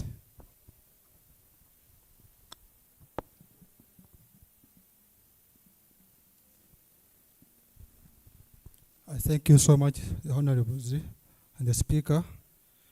Yes, for me, I'm seconding my brother Boye for our motion, which says that urging government to establish and expand access and to expand accessible youth-friendly financing mechanisms, including grants and low interest loans to support youth-led enterprises and startups in Eastern Uganda. Yes, for me, I do support, because indeed these programs like PDM, if they are aware, if the accountability is taken, it can really help and contribute to these Ugandans who are suffering locally with the different problems. Thank you so much. Thank you so much. My name is Wanyira David. Thank you so much. Okay. Thank you so much. Now the floor is open for the discussants in the House. By show of hands, Ayub. Thank you, Mr. Speaker. Ladies and gentlemen in the House, I greet you all. My name is Ayub Chirinya.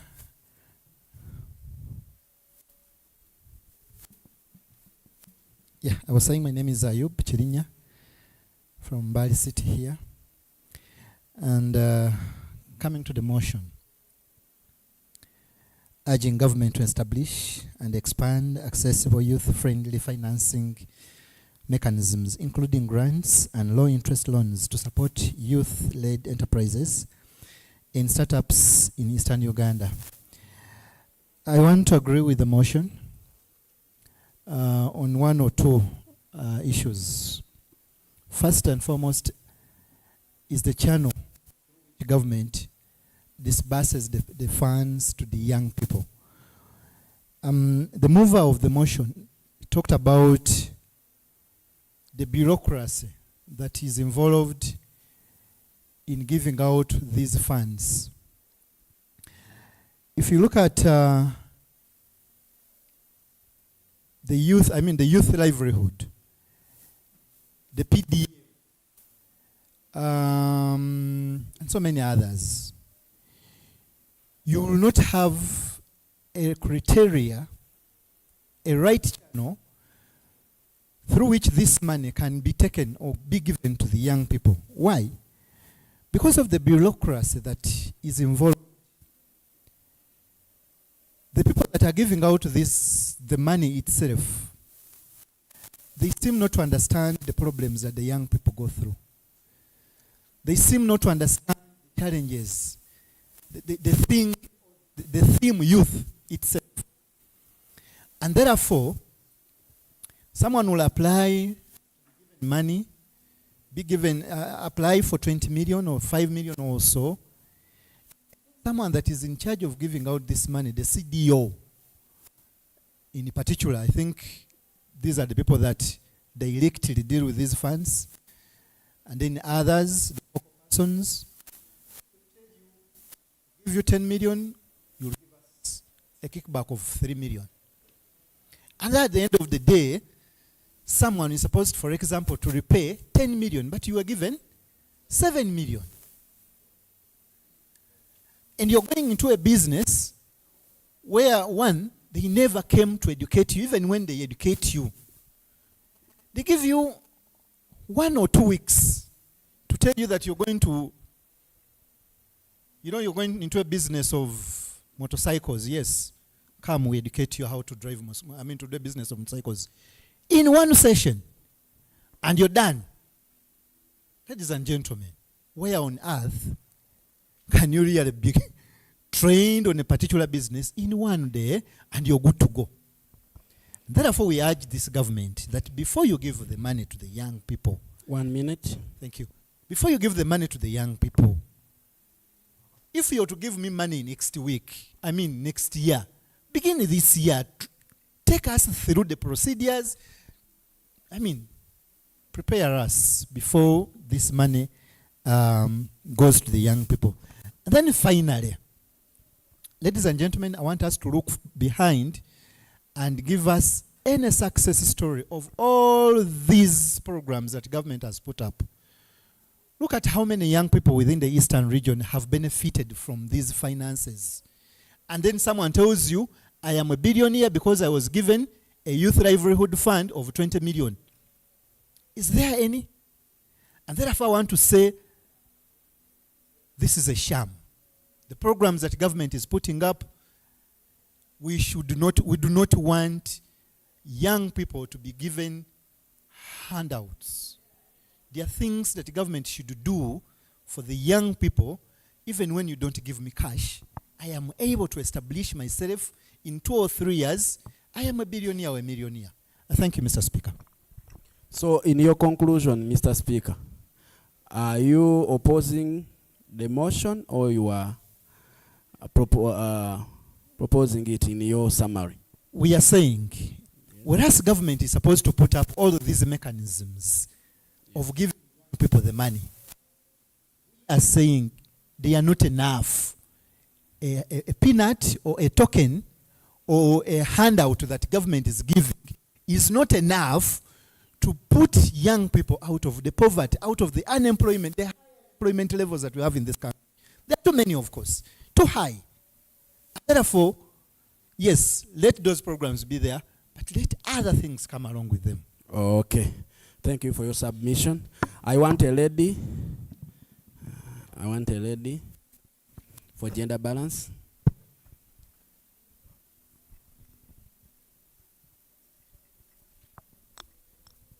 Thank you so much, the Honorable Speaker, Honorable members. My name is Namwenge Esther, and I stand in for Mbali City. Before you, I raised to submit on the motion stating that urging government to establish and expand accessible youth-friendly financing mechanisms, including grants and low interests loans to support youth-led enterprises and setups in Eastern Uganda. I appreciate the fact that all the current speakers that I've spoken about, they've said that there are other opinions that are being given, that we have the PDM. But however, my point would come in and I would say, the only problem that we have is corruption. I personally and my colleagues, we're a group of 5, we applied for PDM. PDM, a person is supposed to receive 1 million. In the course of the processing of the money, we ended up each person getting 300. On the top of the 300, I had to give a person who connected me 50,000 shillings. So how much am I going to benefit out of the 250? So I believe that the money that has been put in place is enough. But however, the big fish are using this money for their own benefits. So there is no need of establishing and expanding. However much money they are going to bring, it's not going to benefit unless we work on the solution on how to corrupt corruption. Thank you so much. I remain Namwenge Esther, Mbali City Division. Thank you, Esther. Actually, for more information, I would ally with the motion mover that you may see rain in your side when the other side, the sunshine is there. So you can't say that There are no people who have been asked where you do belong in a political party. No, because you are not there. Yes. So you may find in other places they do ask. In any other places things are moving and the way they are supposed to move. Let me have the man in red.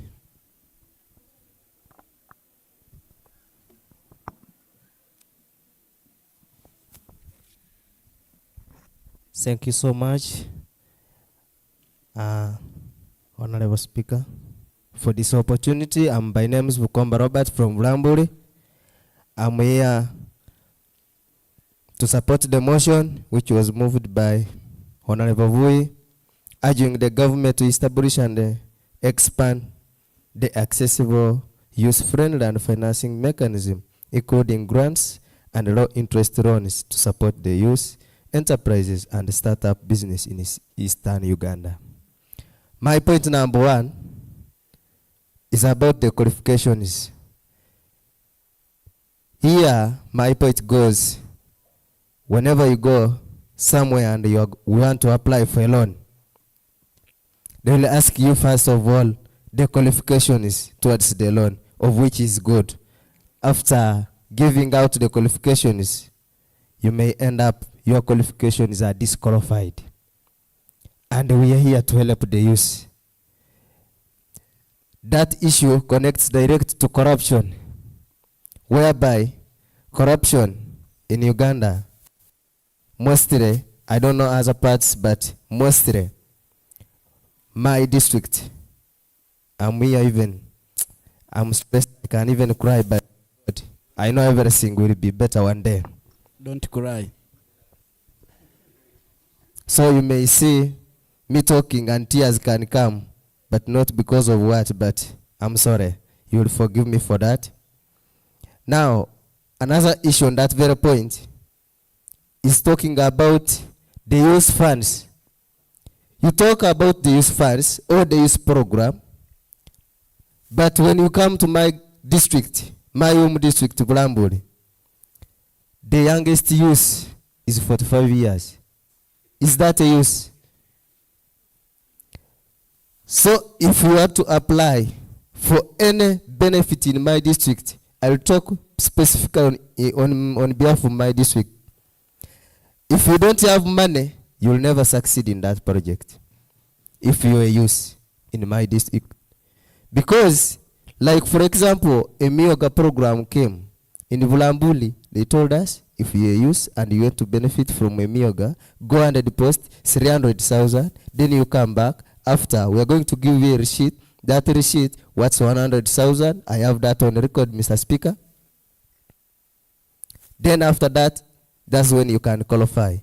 Tell me, a youth from school, you have no job, you want to start up a small business, they want you to deposit 300,000. Where are you going to get that money before you benefit from the program?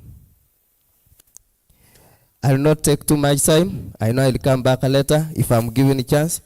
But on that, thank you, Mr. Speaker.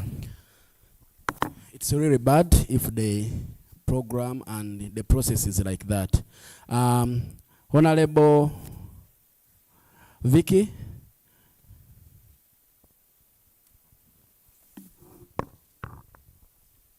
Is a child who is very difficult to manage and maintain in a particular circumstance. So for me, this is what I have to say. Let's first recognize the fact that the government is doing something beyond its effort to sustain youth activities. Let us be factual into it. If you come to the PDM guidelines, you're going to understand that there is 30% of youth gaining from PDM. On the money that comes into your districts, you should acknowledge that even when the parish chief or whoever comes to formulate those groups, they will tell you that we need 30% of youth. And they will verify that the youth are between the age of 18 to 30 before you access this money. And this is a reality. Because we are on ground, we are leaders, we need to monitor. The only challenge is that we as youth leaders fail to monitor these programs and go on ground. We feel like it's important for us to sit back, lament, and create propaganda against government policies than reaching out on ground to understand the realities of what it is. Now, I want to give another example. We have the Youth Livelihood Fund. I am a beneficiary of the Youth Livelihood Fund, and I know very many leaders who are and youth who are beneficiaries of the Youth Livelihood Fund on a basis of merit. They are going to tell you, go formulate a group of 5. Let me ask you, fellow dear youth leaders, would you like to just come without a business project and they give you money for free? No. That money is going to be wasted. We want to acknowledge the fact that money is being given out, but the youth leaders are misusing the money. The youth are misusing the money. If we check the statistics, because if you go into the statistics of the annual performance report, because every time the Ministry of Gender, Social Labor always publishes an annual statistic report on the progress of the Youth Livelihood Fund, and even of recent, the current serving National Youth Council, if you follow their website, they have conducted under the leadership of Jacob Beyeru, monitoring activities on the Youth Livelihood Fund all over the country of Uganda. They have been in Sironko, they have been in Bulambuli, they have been all over Bugisu, getting these success stories. And trust me and you, we have people who are succeeding in the Youth Livelihood Fund. Order granted. A group. Thank you, Mr. Speaker. In the motion that was brought on the floor of this parliament, we are now looking ways how to help these youth who are any other. Let him first finish. Let me first finish my point. We are trying to see to look at these vulnerable youth, not the youth who already have something to start up. First of all, I was among the victim of the situation. I tried to apply for youth livelihood grant from one of the banks where I was directed, but I was unable to attain it because they had wanted it business which is registered. They wanted a group of whatever, of which here we are looking at how to help those people who are from the poor families, not those who have already have something to start on. So what is your point of order? Yes, I wanted to the honorable speaker who's standing right now. When we are discussing, let's look at the vulnerable youth who are coming from poor families, not those who have a start, who have the group and the registration of the businesses. Okay. It's the one we have to look at, not just to. Because you got it and you think that all of us we are well off with it. Right, Honorable Speaker, Yes. I'm requesting for your protection because the points of order are turning into points of information. And I think I have the privity for the point of information. We are giving 1 more minute to summarize. Okay, now basically summarizing is what I'm trying to state. I am stating that I feel like the government has already done enough in accessing of the funds. The responsibility falls on us, the youth, to be able to realign ourselves that when we get this money, let us use it for the rightful purposes. People have a notion that government, I'm using my local language through you, right, Honorable Speaker, government toward the center katuzilie. So let's move beyond that notion and get this money innovatively and put it into practice and youth. And the basic thing and the other solution that I am offering, beyond it, it is let us look at the policies. What policies are being put in place to protect these youth-led enterprises denied? So to support these youth-led enterprises, unfortunately, the point of information is mine to take. Okay, so to support youth-led enterprises, let's look at the policies. For example, let's amend the policy. Like, for example, how best can we monitor these groups? How best can we create mindset change? How best can we guide them? Which point of accountability should we put? These are the things we should look at, not asking again for more free grants and more free processes to again ruin whatever has already been put in place. Thank you so much. Before, Honorable, let's have that information from...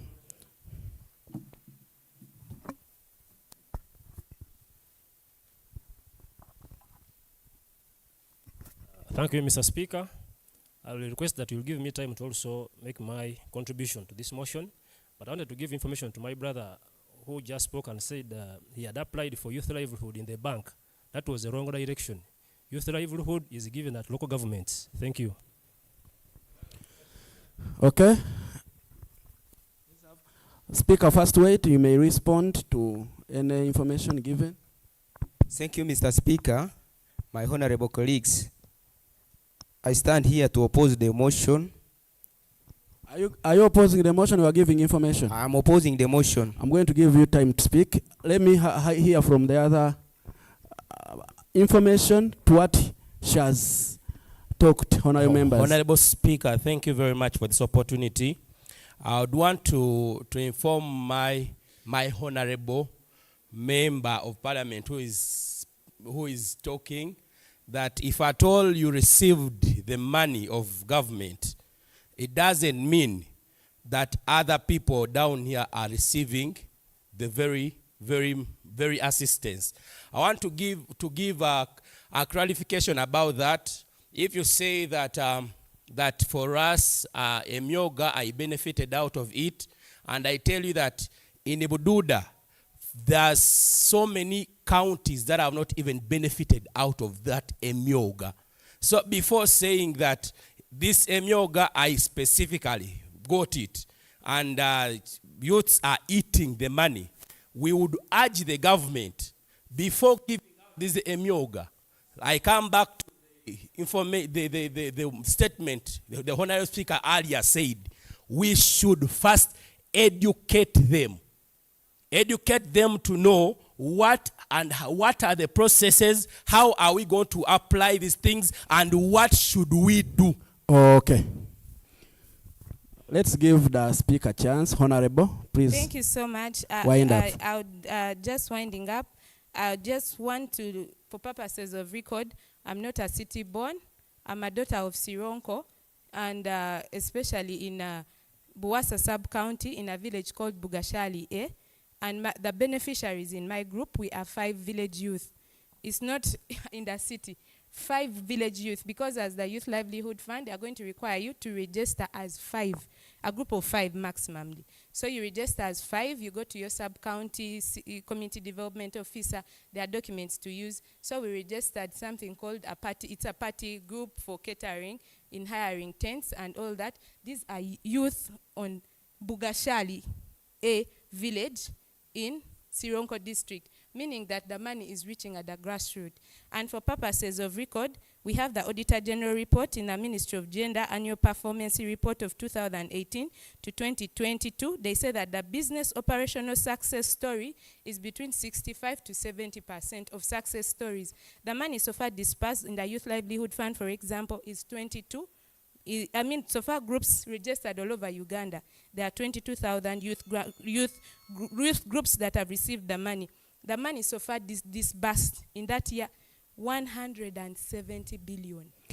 30 seconds. So basically what I'm trying to say is this money is existent, and I agree with the people who have said the only concept is we do not need more access to these funds. We need, number one, reformation of policies for youth startup organizations. For example, as a youth startup, when you have this money and you're given, can you easily access a market? Are the taxes favorable for you? This is why we are looking at the startup bills and the other income tax bills that have been laid on the floor of parliament. We need them to continuously be amended to protect these youth livelihood, or these youth enterprises that are upcoming. And then we need mindset change to guide the youth who have these enterprises to believe it and know it, that this money is not for lavish spending, but this money is basically for their youth empowerment. Thank you so much. Okay.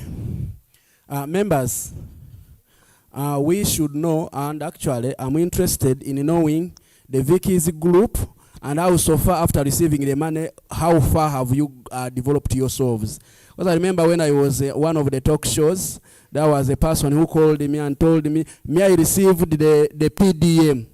Then after I told him, then tell us what did you gain from PDM? No, I moved to Kampala for the first time, I had a phone and all of that. So you may receive the money, but if people are not educated and they don't know what to use the money, then you end up not getting what you are supposed to get. I want now the oppose of the motion. Point of information? Let's have point of information first from our honorable. Thank you, right honorable speaker. I'm standing to give an information to members who have been calling for establishment of accessible youth-friendly financing mechanism and whatever. And specifically to the member of parliament from Bududa, the move of the motion, Mr. Speaker, as a way of reminding, move the motion with no facts. And from your guidance, you guided well that if you are coming here, come with facts. Coming here to present a motion with rumors that people asking which party do you come here, which party do you belong to, without providing facts, then that is rumor. Let me land my point, then you come in. Thank you. So I'm giving him an information that you guided well, that we need facts. So back your motion with facts. Another issue, Mr. Speaker, you have just tasked Madam Vicky to provide kind of evidence if the members of her group has benefited from a myoga. I'll add an information that I belong to another myoga. Okay. And we secured government money through that program. We established a goat project in Ikweni. It is still existing. We started with 20 goats. And now we are counting 100. Very good. Okay. Thank you. Let's have information from the motion mover as we are winding up on this. Honorable Speaker, sir, I think when I say that I had evidence, the Honorable Speaker was sleeping, because I said I have vivid evidence to show that these things are ongoing. There is a chairperson. Listen, I'm talking. You wanted the. Wait, members, let's be orderly first, and let's give ourselves respect. The moment you talk, the other talk, we shall not, for the purposes of record, we shall lose. Let's give the time to honorable member to give out his information. I want to remind the honorable who has just submitted that when I speak, when a person is speaks about what he knows and what he has researched.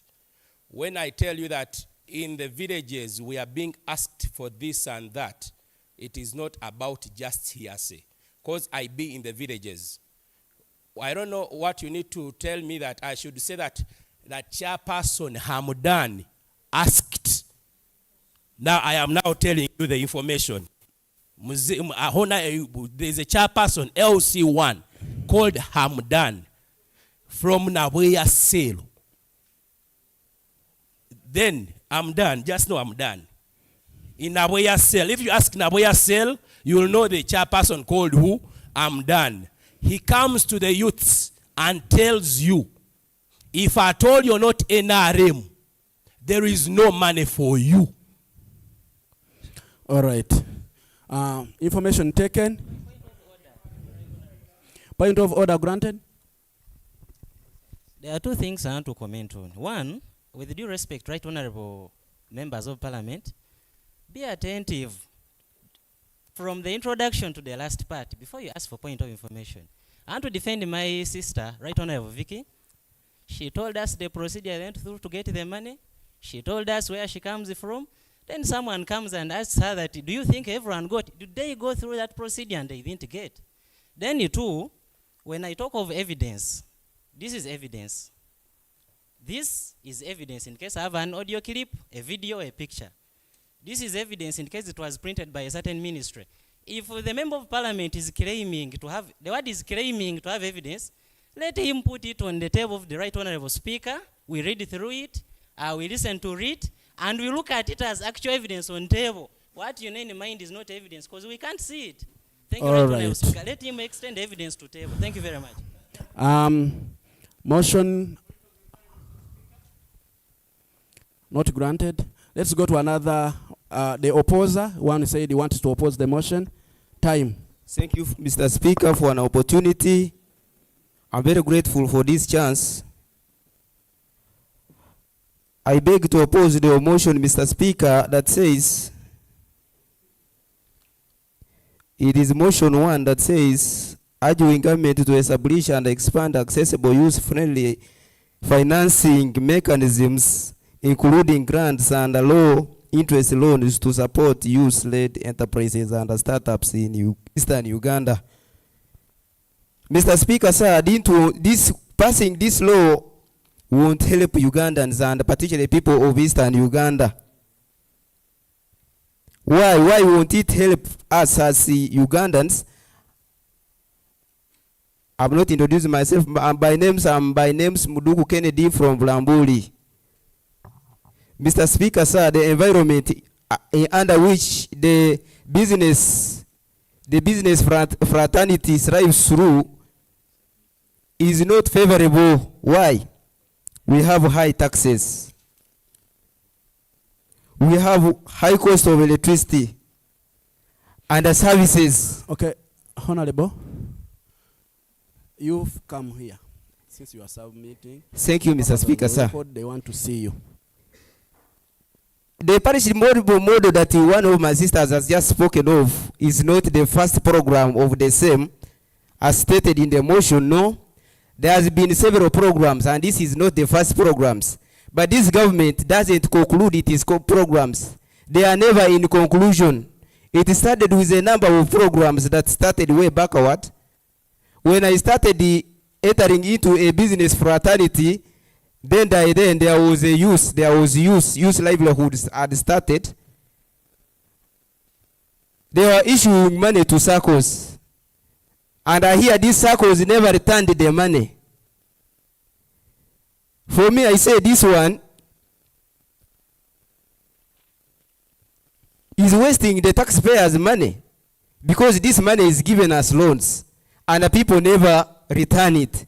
The Emioga, the NADS, these loans once given, government has no time to conclude them, to either bring back the loans these people who took them, such that others also earn, such that you can tell whether these people have really succeeded or not.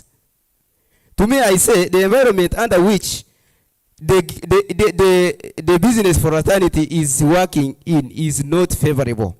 And if the environment was favorable, Mr. Speaker, sir, we won't have this parish model, we won't have other things. To me, I'm successful to a certain level, not to a higher level, not because of these government programs. But I've been striving, struggling my own, have never got any of the government programs. But what makes life, what limits me to succeed to a certain level are the limitation you are seeing here. At my home, electricity is very expensive. For those who use electricity, you can testify. High taxes, commodities, the prices of commodities are very expensive. And you know the business community, you know. When the commodities are very expensive, you don't earn any profit. The profit margin is very low, and yet you are using too much. How can you save? Even when given 1 million, you can't have it because you have to spend it. You are saying people are using money, wasting carelessly, which is not good. People may be using money in the right manner. You are sick, you have money. Can't you go to a hospital and get medication? These services are not in our communities. We don't have medication. In the hospital, there is no medicine. The government schools are never operational. People are opting for private schools. And our government school are the worst performing. Some people are saying people are opting for government school because they have, for private schools because they have money. Which is wrong. No. This, if you can ask, you can make a statistics. The poor performing schools are the government schools, but government has no time to intervene. This is exploiting the Ugandans, using money paying for school fees. You are using money for medication. The commodities are very expensive. So for me, I suggest, Mr. Speaker, sir, we should not waste time with this motion being moved, sir. Thank you, Mr. Speaker. Sergeant, what are you giving out? Information. Your contribution to the motion. Okay, I think we are going to have only 2 and we do close this motion. Please take. Thank you, Right Honorable Speaker, for finally giving me a chance to speak. I think I was the first to raise up my hand, but you haven't been picking me, but thank you very much. I want us to first understand the priorities that we have as government. I think and believe that the priority for government is far different from the realities that face the youth in our country. Take an example, the PDM that everyone is submitting on. Each parish is allocated 100 it is just 100 Uganda million shillings each parish. But what happens with the top government officials? They are busy living luxurious lives, spending lavishly, and that brings to the question of what are the real priorities that we have as a country. So if we do not first of all look at addressing the governance problem first, no matter how many millions of money the government shall put on in supporting these youth-led initiatives, we shall always draw back to the same drawing board. So I shall urge you, one, that we look at the governance question. There is a lot to do with what our leaders actually think of us. If to them they can get something back, they don't care what the wananchi down here is going through. So there is a bigger governance problem that needs to be, first of all, made a solution to before we look into how much are we actually putting into these initiatives. Talk of the structural problems. We have very poor infrastructure. The roads, suppose you are giving people money, for example, to do agriculture. So at the end of the day, they shall need to transport those commodities to their markets. But if the roads and the connectivity is very poor, what shall happen at the end of the day is that these youths shall go into losses. Why? It is because they cannot transport the products. The market itself, it is very unreliable.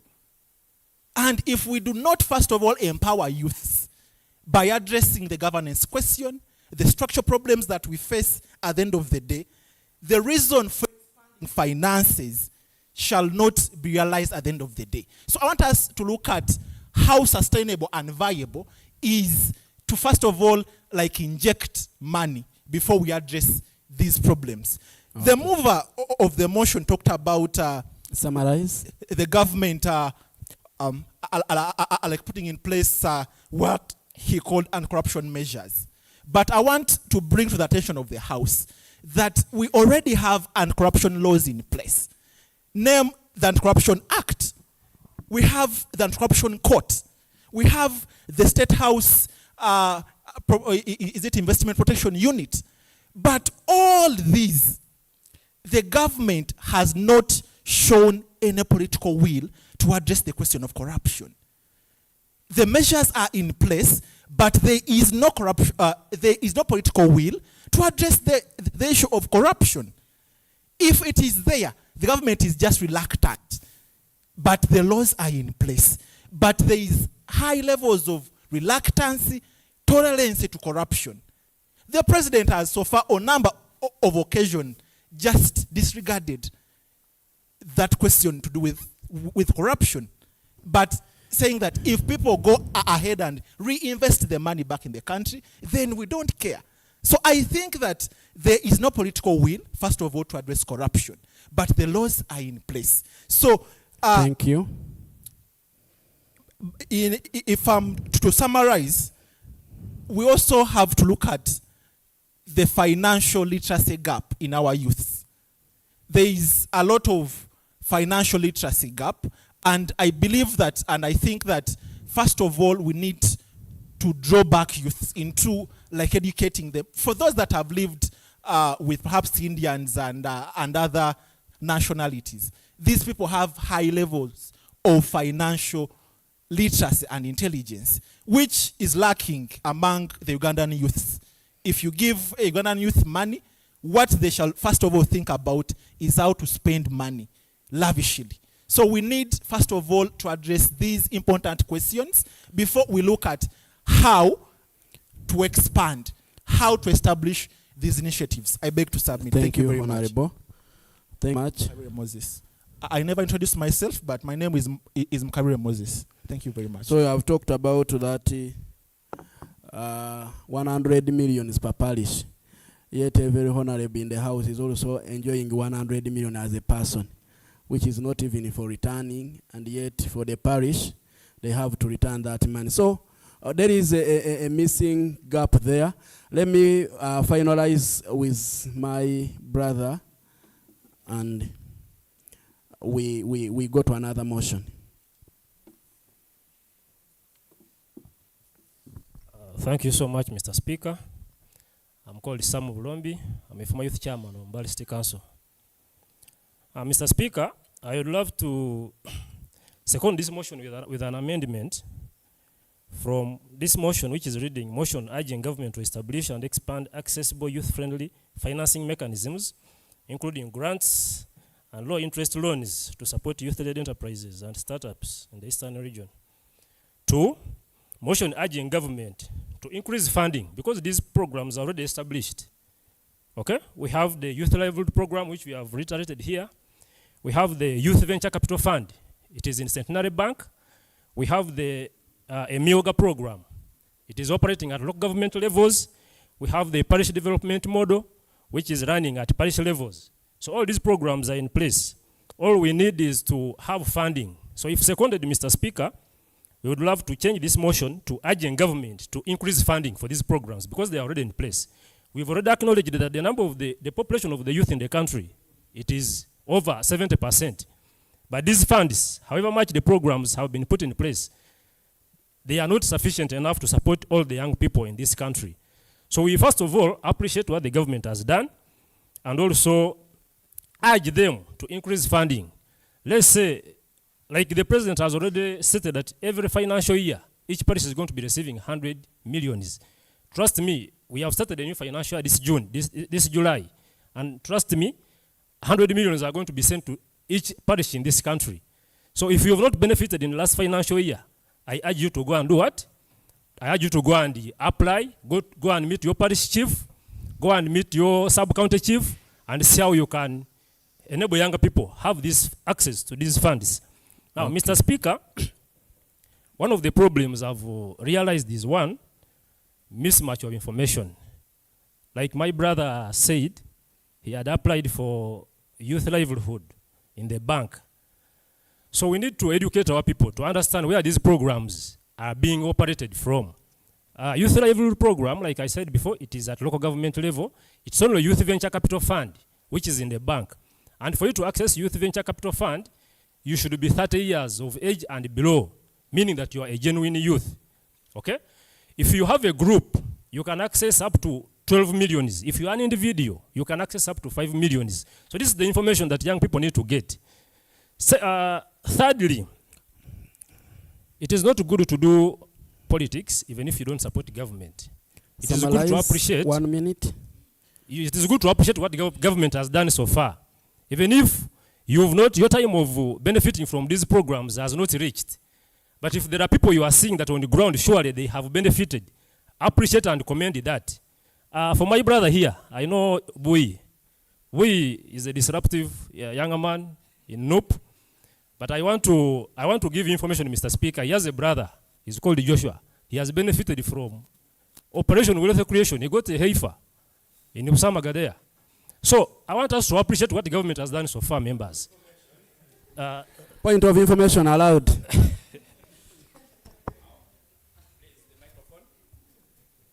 Thank you very much, Mr. Honorable Speaker. I also want to inform the Speaker right now that Joshua got the heifer because he was in the government. He was among the youths who are on this council. So what my complaint is, let's not look at the people who are in places like the council here. What about the people down there? The Joshua is saying, it is true, he's my brother. It is true, he got a heifer. Where was he? He was at the council. Information That got- means the things that the government brings end up in the what? In the council. In the council. Information got. Thank you very much. Okay. So thank you, Mr. Speaker. I want to conclude by saying that one, we've all agreed and acknowledged that there are these funds in place, okay? We've acknowledged that government does not need to establish, but to increase funding. So you'll help me if seconded to amend this motion to motion urging government to increase financing for youth-led enterprises and startups in Eastern Uganda. I But beg to submit. before that, Honorable, they have been talking about corruption. You want us to increase the funds in these people, in these organizations, yet corruption is rampant there. Won't they still eat our money? Yes, Mr. Speaker. The issue of corruption, we all acknowledge corruption is there and it has hampered a lot of government programs. What should we do to corruption first? Recently, the president, during his nominations, he said in the next 5 years, his emphasis is going to be on fighting corruption. So I want us to give the president time and work together. Secondly, corruption starts with us. I want us to acknowledge here that if you see something wrong being done, please, you know the appropriate channels to forward that information. Like my sister here, excuse me, for my sister here who said she got, now let us start from here. Our sister said she got 300,000 out of the 1M of PDM. That was corruption at that point in time. She kept quiet. I'm just hearing it from here to there. Now, Mr. Speaker, I want my sister here. I want to help my sister. Order in the house. Mr. Speaker, let's give chance to the speaker Mr. Speaker, to speak. I want to help my sister to give us information where the parish she resides plus her 5 people, how they got 300, and we are going to help her ensure that the remaining balance is received. Thank Honorable, you. I remember some of the people who were demonstrating of theft of iron sheets for Karamoja are still in prison. And people who took the iron sheets are out. So you want us also to accompany them there? If Now, we Mr. complain? Speaker, the issues of iron sheets, those issues are in court. We can't discuss them here. Okay, So, thank you so much, I beg to Honorable submit. Speaker. Members, no point of order. Members, we are winding on this very motion. It has took us a lot of time. In the next motions, we are going to limit the time of the speakers on the floor. Now, we are on a final closing of this motion, and I want us whether to adopt it as a house or not. And I want to ask honorable members, the motion should be adopted. You say yes or nay. If the motion if you want to us to pass this motion, you say yes, and if you don't want, you say nay. Nay took it. I call upon the clerk to go to the second motion.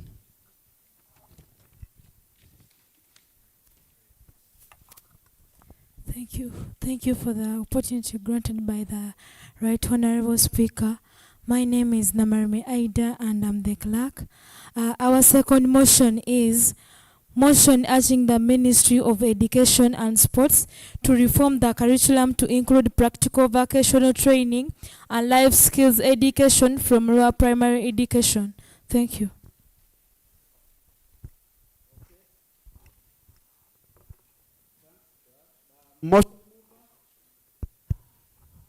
Please step forward. Stick to 5 minutes. Thank you, Honorable Speaker, for the opportunity granted. By the names, I'm Sibawahi Mudathir from Bilal Islamic High School. I'm a resident of Vumbale District. Mr. Speaker and the honorable members, I raise formally to move the motion urging the Ministry of Education and Sports to reform the national curriculum to include practical vocational training and life skills education from the primary level in Eastern Uganda. as a son, I would love to thank the government, the father, that currently in Eastern Uganda we are having these vocational training institutes. But what we only need is to add, to make this reform, to make this reform, to make it mandatory, or to also include it as an education system from primary education. For example, currently in East Africa we have Uganda Technical College here in Mbale. We have Nile Vocation Institute. We have Sitema University, Soroti Technical Institute, and very many others. But very few people are accessing these institutions. Why? If these institutions were put, let me say, if this education was put in all primary levels, from all education levels, from primary to secondary to tertiary, everyone would be benefiting in them. With specific attention to implementation in Eastern Uganda, this motion is rooted for need to make education more relevant, practical, and empowering, more especially to the young learners in Eastern Uganda. Let me say to the young Ugandans who are the backbone of Uganda's future workforce. So, Mr. Speaker, I'd love to inform the House that I beg to inform and move the motion that education is not all about passing examinations. Very early in the morning, they give you a paper and you pass. That's not education. Education is about preparing our young learners, the youths, how to prepare them to live the independent lives, how they are going to live productive independent lives in the future. Not just a passing exams. From primary you pass P7, from secondary you pass senior 4, senior 6, to tertiary you pass the university. But when you go outside there, you don't do anything. So what we want is the government, the Ministry of Education and Sports, to make this mandatory for others from primary levels to tertiary levels, so that even someone who has dropped out of school from P7 can be of productive importance to the environment. And Mr. Speaker, currently our curriculum, our education, leans towards academic theory only, leaving behind the productive practical skills that young Ugandans can use to prosper. They can flourish, more especially in Eastern Uganda. When we come back to ground in Mbale, very many, let me say, opportunities are very scarce, very limited. So here in Uganda, let me say in Eastern Uganda, livelihoods majorly depend on the vocational training abilities. How is someone, let me say, what abilities do you have vocationally? Do you have, can you go for tailoring? Can you sew something? Maybe, do you know how to innovate? Maybe you in farming process. Can you innovate the farming tactics? Here in Uganda, let me say, currently in the world, we are now running to the world where we are using the AI, the artificial intelligence. So even jobs are taken up by the artificial intelligence. But now you as a human being, you are the youth, how can you innovate this? But how will they innovate these practices, these things here that we are talking? After that person has got a PhD, they will go outside there, become mobile agents. After that person has got a PhD, they will go outside there, become mobile agents.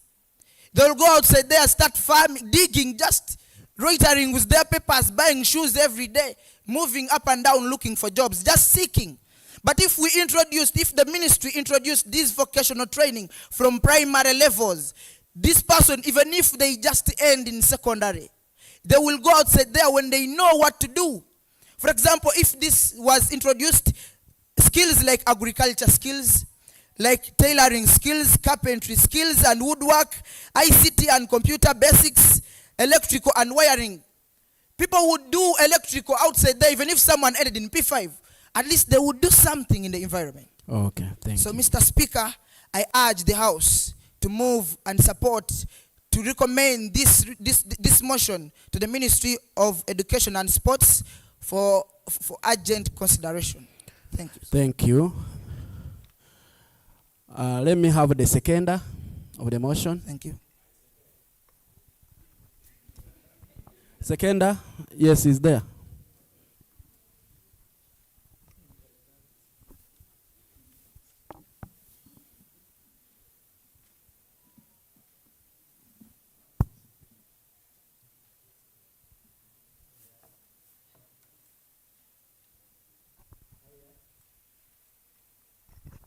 Thank you, Honorable Speaker and the colleagues around. My name is Masava Derek from Sironko District.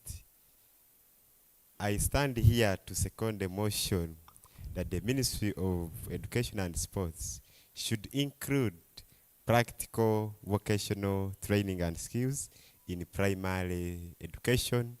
Why? Why am I saying this? In Eastern Uganda, statistics show that 2.8 million of our younger youths are in primary schools. But when you look at those who finish primary 7, they are only 22%. And when they go outside there, they don't have any skill. But when we put skills in primary, it will help them to be one self-reliance. They will not be creating problems for the government like youth are not having what? Jobs. There it will reduce the issue of unemployment in the country. And I think countries which have developed like India, with them they embraced this long time ago. In India, a child who finishes primary is not even equated to one in Uganda who has finished university in terms of skills. So with that, I beg that we move this motion and then the Ministry of Education can put those reforms together so that our younger generation become skillful, become self-employed for future development. Thank you. Thank you, Honorable. And now the motion is open to all honorables in the House. Yes.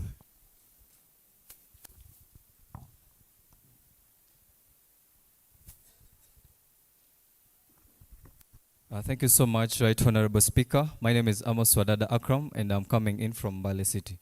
Well, I would like to give my submission on the motion urging the Ministry of Education and Sports to reform the curriculum to include practical vocational training and life skills education from lower primary education. Now, from my pre-current speakers, he mentioned something about education not being this act of us going to school and pass examinations and graduate, P7, go to senior 4, senior 6, and all of that. There are other attributes that are coming to that when we say we are educated. There are some things, life skills. We are looking at being self-reliant. So how are you going to conduct yourself after the education? Say, yes, you have gotten that degree, you have gotten the education, you've passed with your good points. But what can you do? You cannot do nothing. And we are in this world where we are in a digital world. So we want, if this reform is actually made, we are going to have lessons as to what, like they can educate the learners and say how resourceful you can be in the community. That you're not going to be just there waiting for the government to feed you with information, waiting for your parents to come and aid you, but you're going to be this kind of person who is going to be able to look around and say, okay, there is this, there is a phone, I have a smartphone, what can I do from my smartphone? Or maybe at home we have a garden, what can I do with this garden that we have at home? We have seeds of maize and maybe something like that. What can I do with this? So we have resources around us, but we are again nurturing people who are going to leave these resources which are around them to go to the government and ask for opportunities, ask for jobs, and say the government is not working at some point. Because yes, we believe the government is giving out hands. We were later, earlier on we were talking about PDM and Emyoga. Yes, they are there, but not everyone will get. You get? Not everyone will get. Uganda is highly populated and not everyone will get. So the only solution is us having people who are self-reliant, who can be resourceful with the little resources that we have. Because I believe we all have backgrounds where we can at least see something at our table. We can have something to do with the little that we have. So we are going to do this because, as I conclude, why this should actually be put in place is because number one reason is poverty. Yeah, people are poor in that most of their parents cannot actually take their children further education. Some can end in P7, some can manage to finish senior 4, but cannot graduate. So you look at that, and if these people were taught life skills, how they can conduct themselves outside there, at least someone would survive, would actually not go into the world where they cannot do anything, but they will have some preambles about the real life and survive in the economy that we are living in right now. Thank you. Thank you, Honorable. Members, I want new faces who have not spoken anything ever since. You came here to sit. Huh? Honorable Mike Nyimwezi.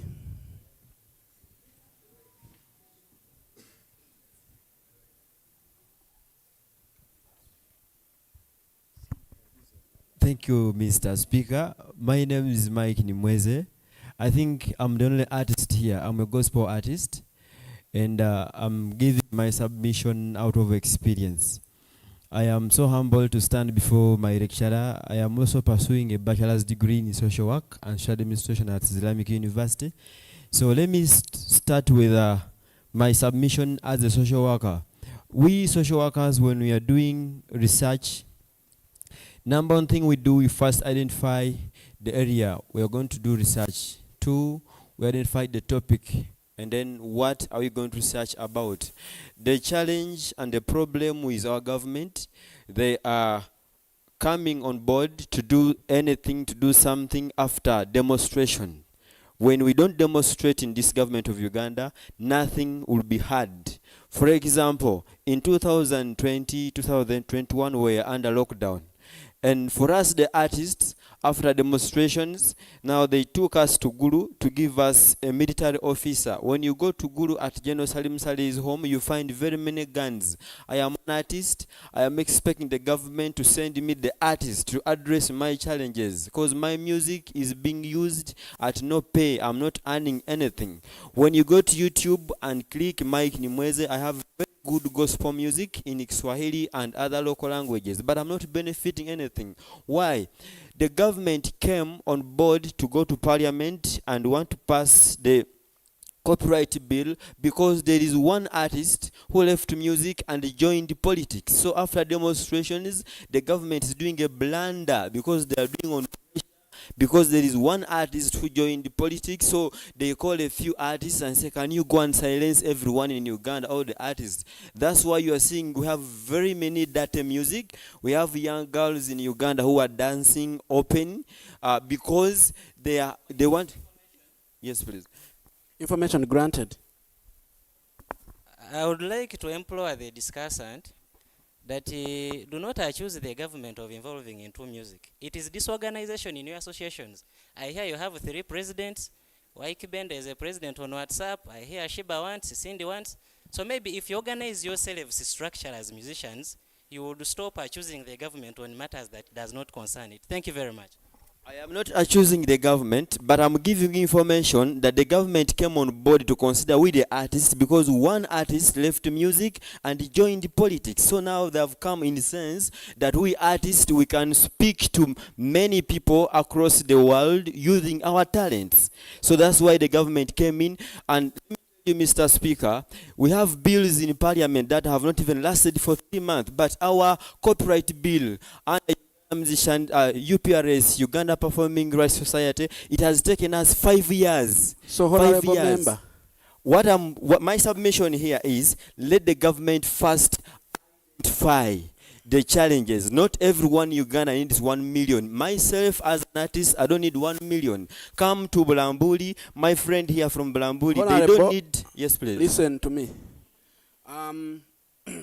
We are on a motion saying Minister of Education and Sports to reform the curriculum to include the practical vocational training and life skills and life skill education from lower primaries.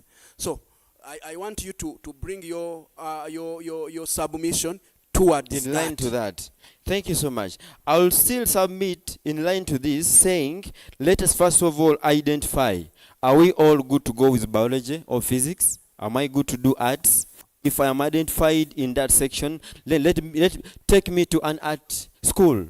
If I am a senior, I can do music. Take me to a music school. If you identify me as Ali as I am, you're going to produce a very good citizen in the country. Thank you so much. Thank you. You have information? Submission? But you have already submitted. Other members? Okay. Let's have Mr. Ayub. As Mike, you are organizing. Thank you, Mr. Speaker. I want us to begin by defining what education is. According to one of the scholars,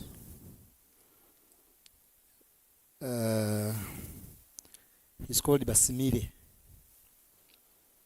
He defines education as a dynamic instrument of change. He says education is expected to affect or condition the social behavior of the person being educated. According to him, education is a cumulative process of development of intellectual abilities, skills, and attitudes, all of which form our various outlooks and dispositions to actions in life generally. Education is an essential process in human development. It is different from schooling. Now, that is where my point is supposed to come from. What happens in Uganda is schooling, not education. Because we've said the ability to impact onto someone's intellect is what we call education. However, in Uganda, we go to school to pick a few concepts in some subjects, history, chemistry, and so on. But after you've gone to school and you've gone through the process of schooling, you are unable to have the skills that are important, life skills that are important for your life after that long process of school. There's so many years of us going to school. I think there are 13 or so. Now, yes, I want to agree with this motion that there are things that we are supposed to begin putting in our children as young as they begin nursery. In countries that have developed, China, for example, a child is identified at age 5. They begin looking at this young man or girl to be a person that is going to be able to build a car at the age of 5. In Uganda, you begin knowing what you're going to do or what you're going to become after A level. After A level, it is when someone says, "Wangene social worker, wangene mbere lawyer." You can imagine at that level. So I think the Ministry of Education should have deliberate efforts to begin nurturing talents in schools as young as a child enters in nursery school. Thank you. Look at this kid. Know whether this boy or girl is going to be a scientist or is going to be an artist at that very young and tender age. Thank you. You are welcome. Yes, boy Mike Samuel.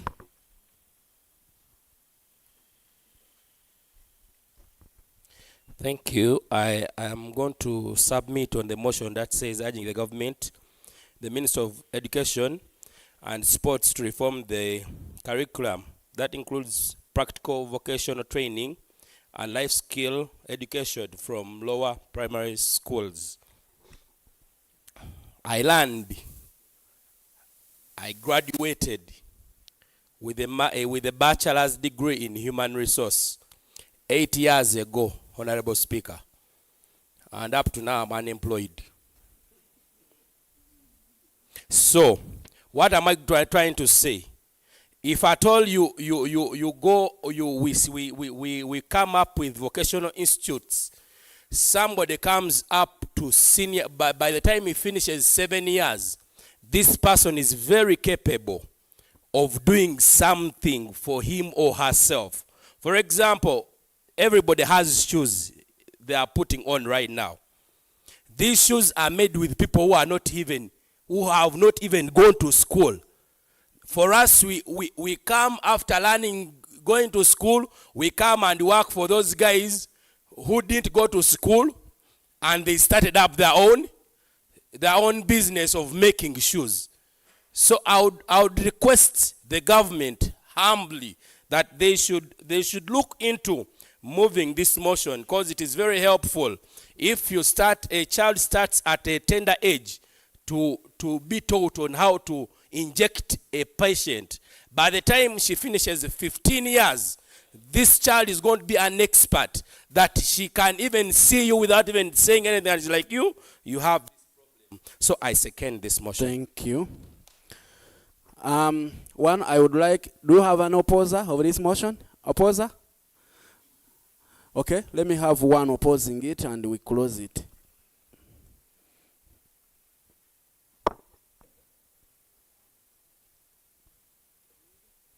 Hurry up, please. Time. All right. Thank you, Right Honorable Speaker and Honorable colleagues. I stand on the floor to oppose the motion that urges the Minister of Education and Sports to reform the curriculum to include practical vocational training and life skills from lower primary. I want us to look at the real challenge here. The real challenge here is access and not the curriculum. The mover of the motion and have been supporting it have already retaliated that, to mention, the mover said we have vocational training institutions all over the country. He made mention of one in Elgon here. But the challenge is the accessibility to these institutions. I want to be on record. We have DIT, Directorate for Industrial Training, that is already existent. So it would beat my understanding as to why the ministry has to integrate this into the curriculum when these things are already prevalent. So the real issue here is the access and not the curriculum. I want to be on record that the study or the studies have shown, and I want to quote, that over 60% of pupils that start in primary 1 drop out before reaching primary 7. The study by UBOS said that the study by UBOS in consultation with UNEB did indicate that 140,000 of the people or of the students that studied primary 1 were able to finish up to senior 6. So that shows the rate of dropout. So the real issue here that needs to be addressed. Information granted. Maybe granted. Let me first drive my point home. I don't want to be because when you give out a statistic and then someone asks information I want to know. We appreciate the brother. Yes. He's stating it clearly that many of those that, according to the statistics he gives, many of them that join from primary 1 are able to make it to P7, to senior 4, to senior 6, which is, we appreciate that. That is very correct.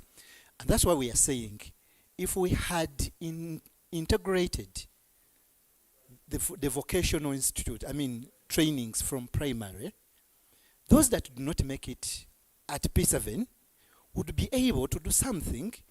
In fact, we are saying education is not only schooling. Schooling is just a process. Schools is just one of the process through which education is attained.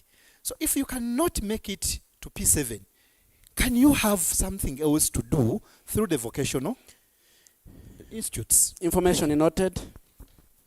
As you wind up, Honorable. All right. Thank you for that kind information. But I want us to first understand, do we agree that vocational training institutions are schools? So my issue was, 1, first keep children in school. You have already highlighted, we have these vocational training institutions present. I'm giving you statistics, the statistics that are showing that children are not being maintained in schools. So the problem is first. Can I first be listened to? Let my honorable speak. You are interrupting him. Let me first drive my point home. I first stated that the problem is not the curriculum, but the access to education is what we backtrailing at. And I'm saying that the government needs of all, first and foremost, to first keep children in schools.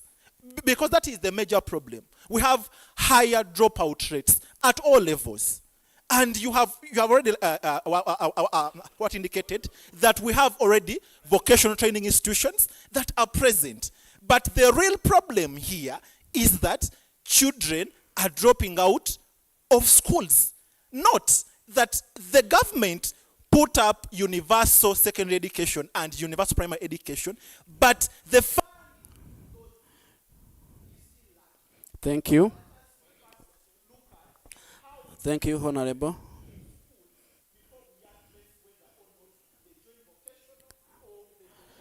Thank you, Honorable. For purposes of time, can you use 30 seconds to conclude, Honorable? Use this. So, I will conclude by saying that you cannot fix a leaking roof by painting the floor. So let us first look at a way of maintaining children in schools, irrespective of whether we integrate vocational or not. So that would be the major point that I want us to look at. Thank you very much.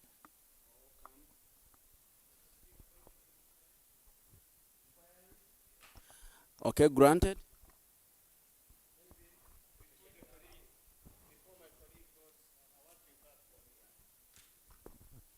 Thank you, brother. The name I've forgotten it, but you remind us later.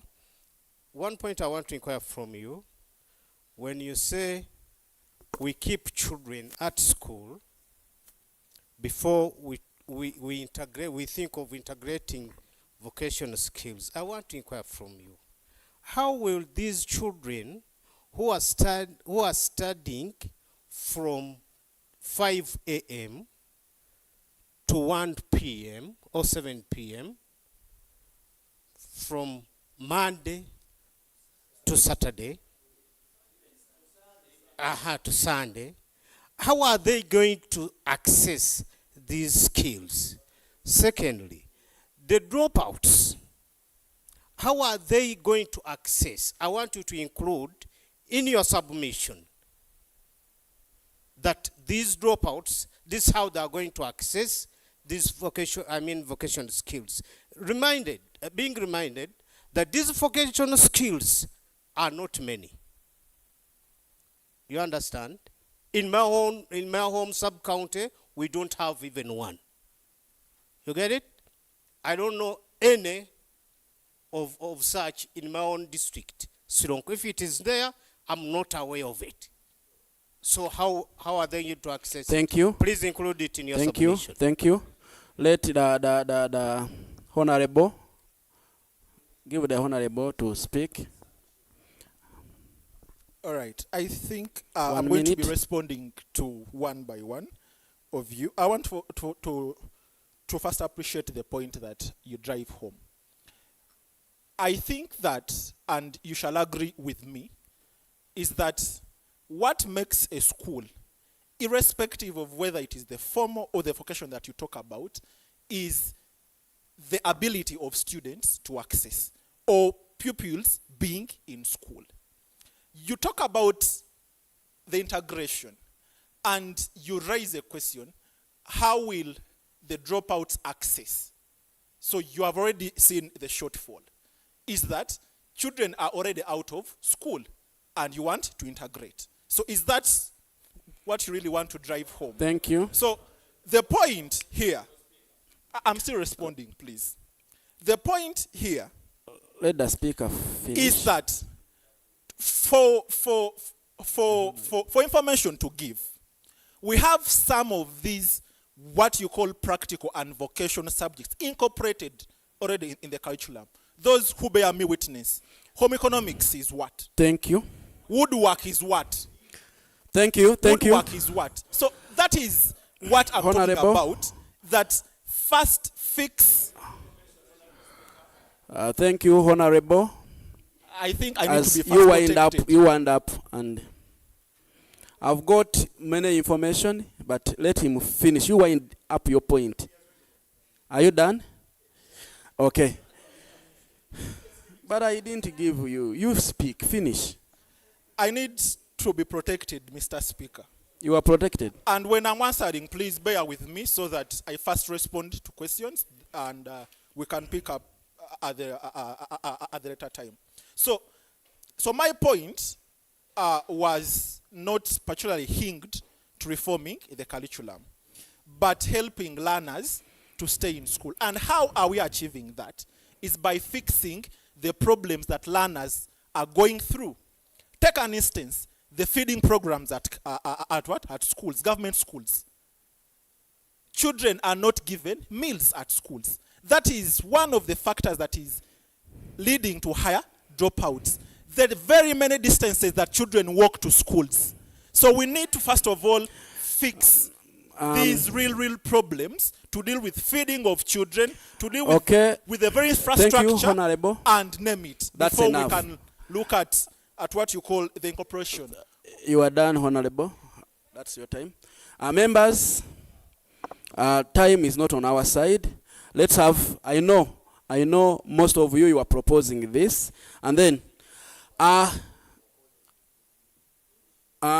members, the motion that is urging the Ministry of Education and Sports to reform the curriculum to include practical vocational training and life skills education in lower primary education should be either adopted or not. And now we are saying, if we adopt it, we say yay. If not, we say nay.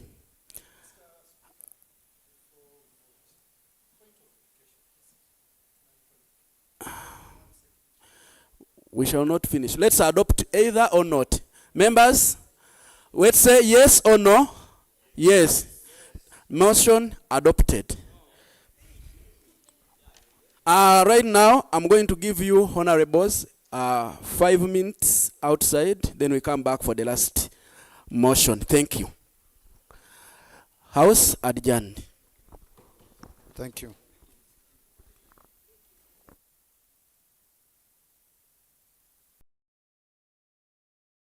Whenever issues of young people are not spoken out by young people themselves, they don't necessarily get audience.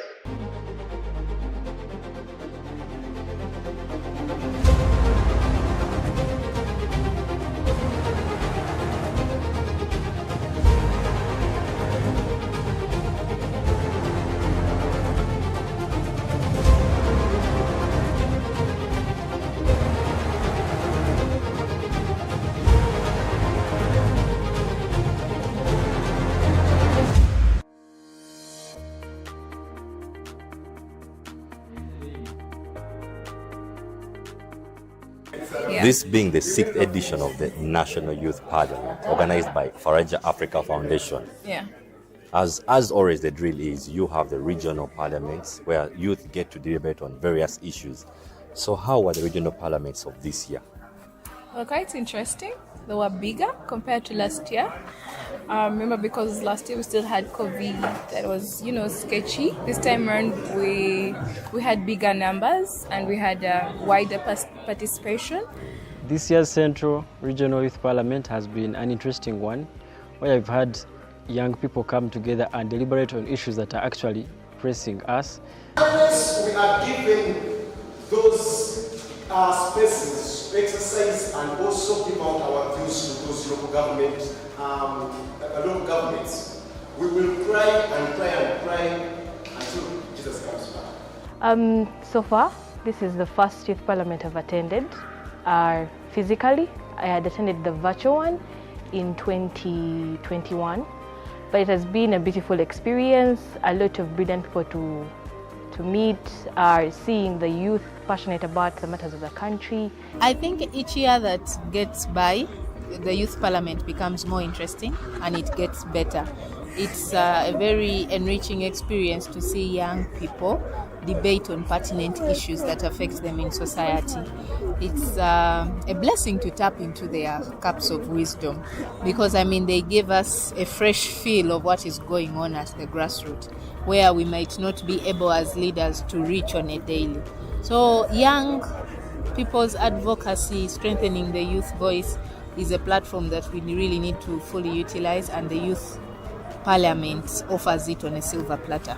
The question the youth are asking out there, how do you choose this member of parliament to come on the floor of parliament? Okay, for starters, it is always a competitive process, that is for a fact.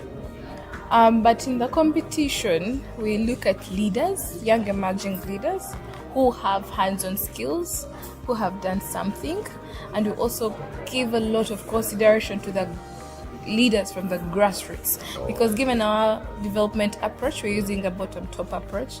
I don't want to lie to you that I'm going to go and pick someone that has been in power for some time, that is exposed already. No, we want that person who has not been here one time, or that person who is able to talk, who is able to speak. And of course, while we're doing that, we consider special groups, I'm talking about the PWDs, yeah. I'm talking about the special groups. We're looking at the women, the young mothers out there, and that person who maybe didn't finish school, but they're trying to make it out there. So it's not like we don't want everyone to participate. I also have to have regional balances. We want each and every region. I was so inspired by the sessions. When I was cheering, at some point I got lost in my head. I said, imagine this was the real parliament, because the people were really respectful. Under my guidance, I managed to imagine in 30 minutes, 18 politicians speaking to the point. That was special, and we need to improve this, keep on going with this. Now, one day is not enough for everyone to understand the content of the motions. We tried, but we can only try. So this has inspired me. I want to really talk, say, okay, what are the chances? Can we see, is there any chance that we could keep on these conversations? Maybe even if it's quarterly. Because this crowd, if they have another chance to debate, they'll just get better and better and better. So the issues that were carried out from all these different regions were put together. And of course, we use the whole problem analysis sort of method to come down to the motions that we've discussed today in the chambers. During the event, we had 3 motions, but one of the most outstanding motions that really that really touched me was the motion on cattle rustling in the eastern part of Achule sub-region and Karamoja. This is something that we have been talking about.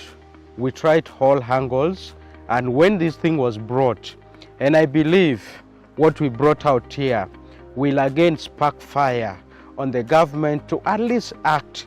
Traders who have handed over their guns to the government, you will find that they have been promised that maybe we are going to give you these livestock and other things to do.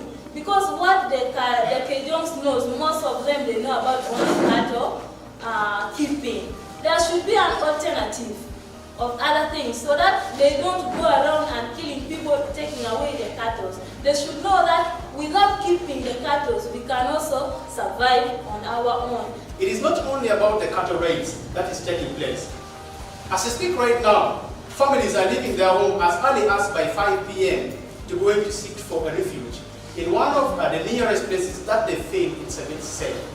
One of them being churches, institutions like schools, just that they can comfort themselves in. Because these cattle raiders are no longer only taking cattle, but they're also killing people. Well, the issue of climate change and then in relation to also agriculture for the young people, that one is very directly related to the young people, because climate change and agriculture eventually evolve into a reduction in the quality of life that the young people are living. And if young people cannot live a certain quality of life where they can have their basic needs and all that, it can set grounds for other challenges to rise, especially community-based challenges. We've had a discussion around land, and this has been a very big challenge, where we have people have been losing their land grabbers. We've had people owning miles and miles of land in this place because of the different bureaucracies that rotate around land, lease, non-lease. But we've actually come to discuss this as young people, because in the long run we are all affected. These are areas of settlement, these are areas of habitats where the young people are living and actually trying to earn a living. Having agriculture as our background, the young people here are actually doing a lot of agriculture on this land. Others are rearing cows and others are planting crops. So having the young people come to discuss on these issues that are affecting them, especially the land issue. The land is rotating around economically, socially, and in all ways the land is important to the young people and it is a resource to us. Then for service delivery, it was mostly on medical interns and boosting the education of the country. And then for National Youth Council, we were of the view that we as youth, the budget should be boosted, since we see that in this financial year, it was decreased from 4 billion to 800 million. So many issues within the health sector. I would point out that the government should really invest in the preventive.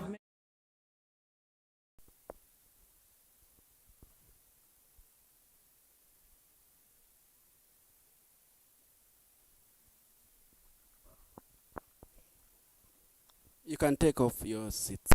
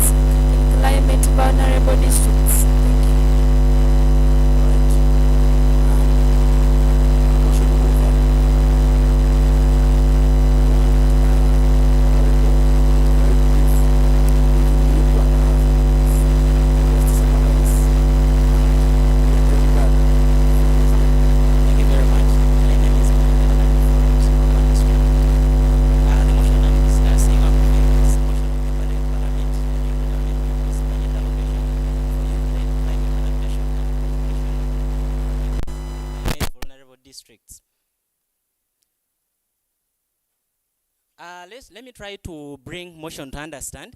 Climate adaptation are the practices that we do to make sure that we reduce the effects of the occurring problems on climate and also the ones that we expect to come in the future. And then mitigation projects are projects that we set up with an aim of reducing greenhouse gas emissions. The example that I can give best is carbon dioxide.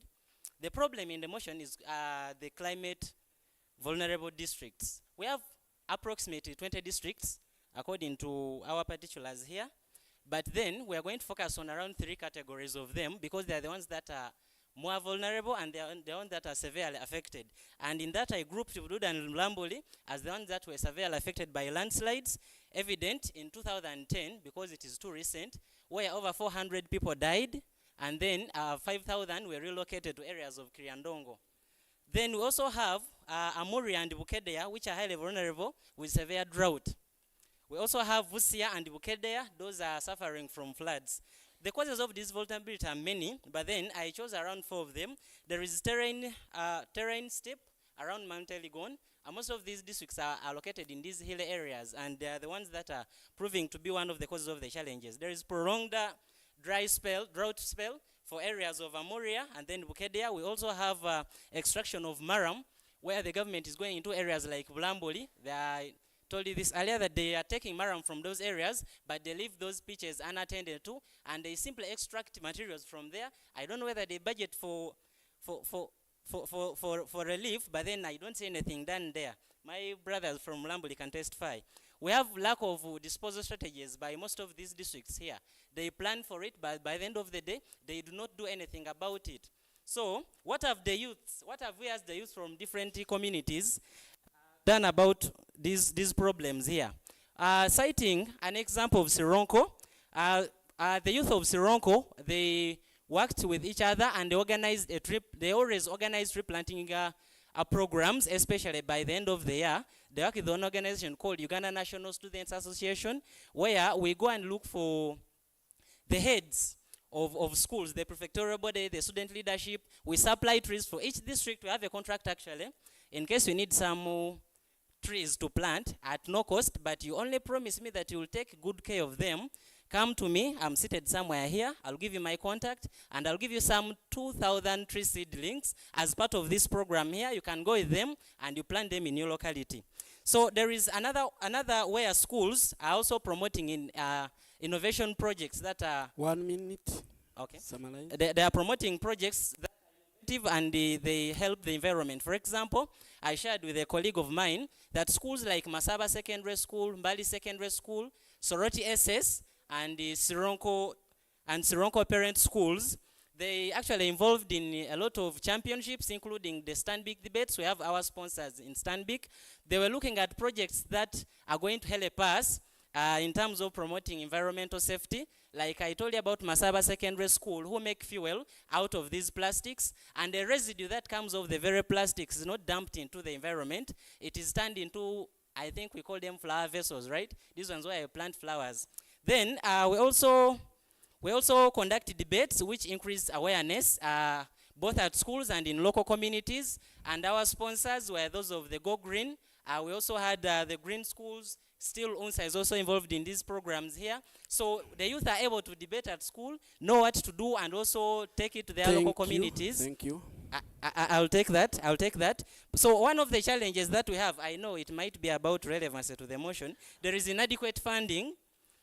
Inadequate funding being a challenge 30 here. minutes as you summarize. Okay. Yeah, As Eastern Uganda youths were given approximately $10,000 per year, and when you calculate that money, it is in 35.9 million, and this money is definitely not enough because of all the projects that we do. That's why we went ahead to get some other sponsors who are non-government that I told you about. Then we compare ourselves to the youth of Kampala, not central region, but just Kampala. They are given $50,000. That is approximately 180 million. Okay. So you realize that one district is given 5 times the money that we use here as a region, and yet we have a lot of challenges. The reason why I push for this funding is because I want us to avoid future funding. That's why I talked about as adaptation. So we look at the relocating that was there. They used 32.7 billion to relocate 6,381 people. So you realize that in case we had this little money added, maybe we're using 1 billion, we'd realize that we will not have this challenge. As I summarize, in summary, I'll note 3 things. 1, they gave 10 million per family for those who didn't want to go to Chiranongo. 2, they gave 2 billion recently here in Vulambuli to construct roads that were affected. 3, they gave 19 billion for fixing the affected areas around Vulambuli, Sironko, and the other side. My name, Honorable. I've been asked by your clerk, sir. My name is Mugabe Alan, in case we're not attentive in the first place. Okay, thank you so much. Thank you very much. I want the seconder. Point of information, honorable members, if you're moving the motion, you're not supposed to debate. You just come after. So 1, if the mover has already been guided, I think the seconder, if you're coming, you come and second. Then the Seconder, debating use comes 1 after. minute. Thank you. Seconder, use 1 minute. You say you are good. You are seconding the motion.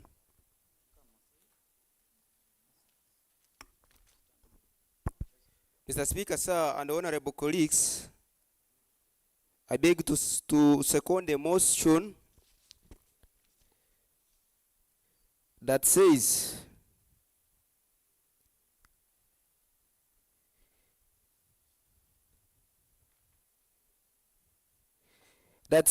the motion of the Mbale Youth Parliament urging the government to increase the budgetary allocation for youth-led climate adaptations and mitigation projects in climate vulnerable districts. I'm here to stand because I come from a vulnerable district, and I don't want other districts to be vulnerable like me, Bulambuli, where it occurred. This time round, I would support this motion for reasons we don't want other districts to be vulnerable like Bulambuli, but we should prepare enough. By doing this, Thank you so much. Let government inject more Mr. money. Sekenda, that's enough. Thank you. 1 minute, sir.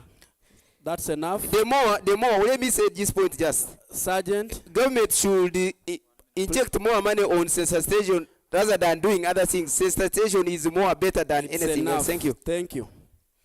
Okay. Now the motion is open to debate, but I want you to use 1 minute as the person who is appointed. Yes.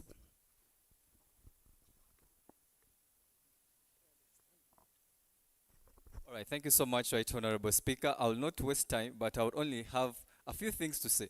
The first, the mover of the motion clearly elaborated to us how they have been operating and how cheap it could be to plant trees, and even that project being funded at even a normal level, at like from a school level. So why would we then be here debating adding them more money if this project they can be resourceful about getting seeds, 200 seeds, and planting it? And I mean, schools can facilitate that. Why would we add them more money? Thank you. I beg to submit. Thank you. You be brief like that. Be brief. Your point will be heard. Another one. Any opposer to this motion? Any opposer? You give. Honorable Vicky, you want to say something? Give the mic to Honorable Vicky. Thank you, Right Honorable Speaker. It's so absurd that we let this motion just pass without having a particular debate about it.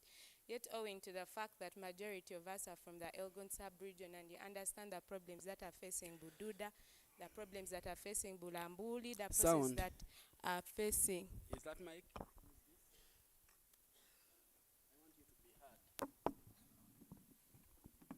I think you already had my preamble.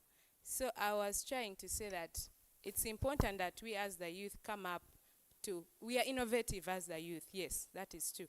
We are innovative, but are we innovative to understand the problems that are affecting climate in our areas? That is where the question would come in from. First of all, understanding that one of our cash crops that we are growing in our staple foods is the malewa. And we understand that the forests, that all the trees, the bamboo shoots and everything are already being extinguished. I don't know if we know about that. They are being extinguished. That means there's a high possibility that our staple food is in danger in years to come. There's going to be a crisis. We are not going to have malewa, and we are going to have a challenge addressing to the generations to come that this is our staple food and this is where we come from. That is already a challenge that we should look at. And the effect of why this is coming out is because a lot of people are going back into the forest, carrying out deforestation and cutting down these trees. And part of these are the government people. And part of these are also the locals. So it's important that we protect this. And then the other, I'll beg for some few minutes because this is a question that is pertinent, especially to us who are from the Elgon sub-region. 1 minute. It's very difficult for me to really express myself, but as personally, I'm running an organization called You Are Next Africa, where we as the youth, we are being innovative by we reach out to elderly people who are... Whenever issues of young people are not spoken out by young people themselves, they don't necessarily get... That we are seeing is because people are planting in a very complicated way or in poor farming practices. So we reach out to them. We do not have the expertise, but we use the agriculture officers at that district. Get to use the agriculture officers at that district and let them come on ground, gather several youth within your community, teach them these agricultural practices and tell them this is how we are supposed to farm on slopes, this is how we are supposed to do, and create awareness in all this. So as much as we are asking for this innovativeness, as much as we want this, we are inadequately funded because of the challenges that we are facing. So Thank you. I suggest that the government will continuously increase on the budgetary allocation, because you will see even in our local governments, the budget for running an activity that is going to promote climate resiliency and mitigation is literally not there. They would prefer in other businesses, but not climate resilience. And yet they will come on Thank and you, try to Honorable Vicky. compensate. Just a minute, right, Honorable Speaker. I beg a minute.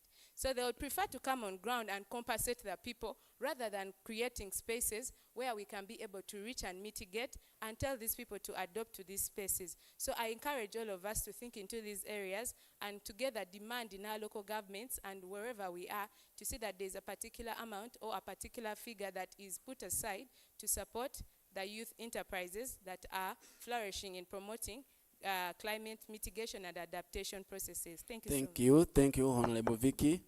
Honorable Ayub, you had something to say.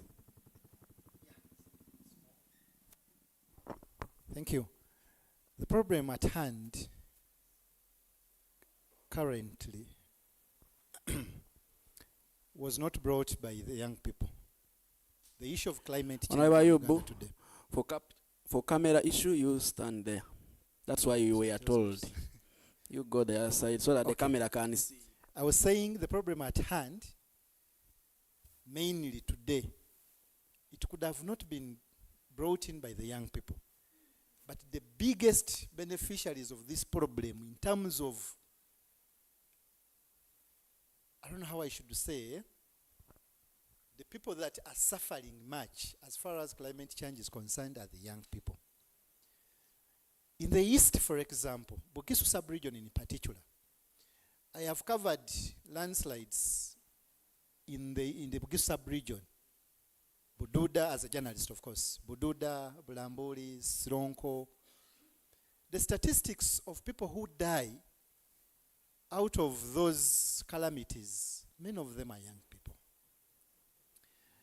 And therefore, there is something needed to be done by the young people themselves if this problem is to be addressed. I don't believe in the issue of budget allocations, because even when they give you money, you will plant a few trees around Mbale town here for visibility, around a few meters away from the slopes of the mountain for visibility, and you take pictures, but the problem will remain. For me, I want to believe mindset change is the most important thing, especially the young children that we're giving birth to as youths, because we are now the parents. Can we develop a culture of telling our children that, look, cutting trees is dangerous? Can we develop a culture of telling our children that, look, that slope of the mountain is deadly for us to live there?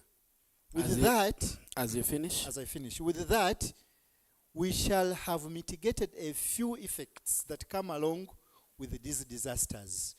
Even when we need money, yes, we shall say money is needed, but something important is needed to do with the mind of the young people on how climate change mitigations is concerned.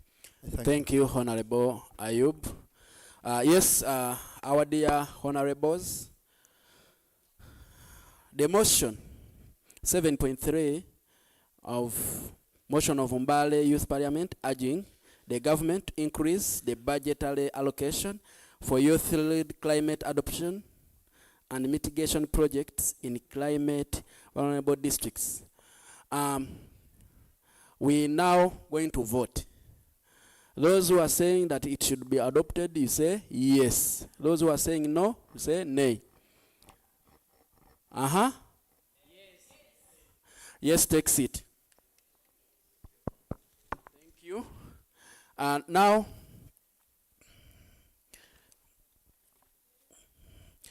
as you know, time is not on our side. Let's move very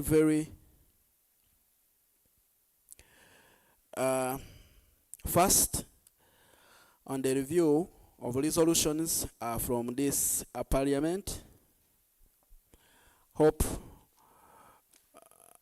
you are ready. Are you ready, sir? Clerk, you are ready? Hand the mic for review of the resolutions being passed in this today's parliament. Thank you, Honorable Speaker. In the review of the resolution from the parliament session, the first motion was urging the government to establish and expand accessibility youth-friendly financing mechanism, including grant and low-interest loans to support youth-led enterprises and startup in Eastern Uganda, was passed in favor of the motion.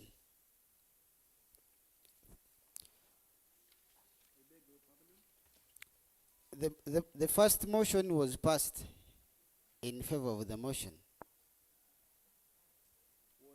It was yes for the majority. It was nay.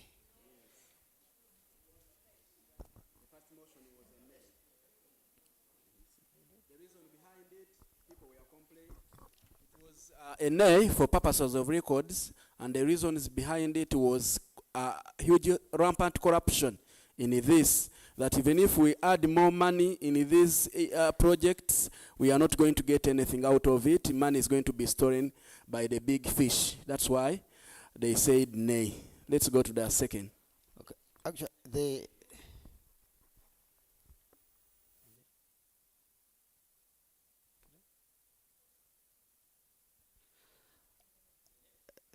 the next motion was urging the Ministry of Education and Sports to reform the curriculum to include the practical vocational training and life skills education from lower primary.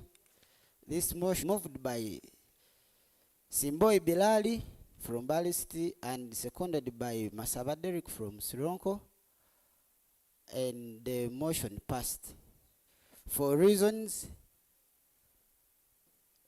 referred to the honorable members in favor of the majority. Thank you. The third motion of the Mbale Youth Parliament urging the government to increase the budgetary allocations for the youth-led climate adaptation and mitigation project in climate vulnerable districts. The motion was moved by Honorable Mugabe Moses from Sironko, and it was seconded by Honorable Mduku Kenneth from Oblambuli, and the motion was passed in favor of the majority, and it was a yes. Thank you, honorable members. I hand over back the House to Honorable Speaker for adjournment. Thank you so much. You have heard the resolutions from what we have discussed and debated today. First and foremost, I would like to congratulate all the participants in today's debate. Let's have applause for you people. You have really made this a bit hot discussion, and we were not able to capture all. For example, we would like to have also a minority report on some cases we have passed, and people should know that it was not a full yes in the House. Others had alternative views that they should also look into. For example, on first, as I make my remarks, for example, on the first, people saying, urging government to expand and make these grants accessible and other mechanisms. It would be a good idea if we don't have corruption. And we are urging the government, can you please hold your officials accountable for corruption, so that as we receive those grants, they do go directly to primary beneficiaries. You find the thing is for youth, but the person who is intervening is 65. Now, how will that one help the youth? You get my point. And also, on the motion 2, people also had alternative views on that, saying, yes, it's a yes and it has passed, but we should also acknowledge there are some people who are saying, can we have a mechanism where we can keep these our young people also in school, by at least government urging to provide them with lunch? Because they said lunch is one of the things that these young people get out of school. They say, me, I'm hungry and now I'm going home, and tomorrow I'm not going back. So we should also look at that. The last one, budgetary allocation. Yes, we have passed the budget. We have passed the motion that they really need to increase the budgetary allocation, but still also corruption. Corruption, we have to fight it if we want to actually to benefit from this motion. Because if you don't fight corruption, even if they increase amount to 100 billion, 1,000, what, this money will not reach to the direct beneficiaries. And on this note, I would like to thank our Honorable who has given us free trees. I think we shall give him an opportunity and read his number so that our honorables can write it and be part of the beneficiaries as we are working on our climate. Please, Sergeant, give the mic to that honorable to read the number to the House.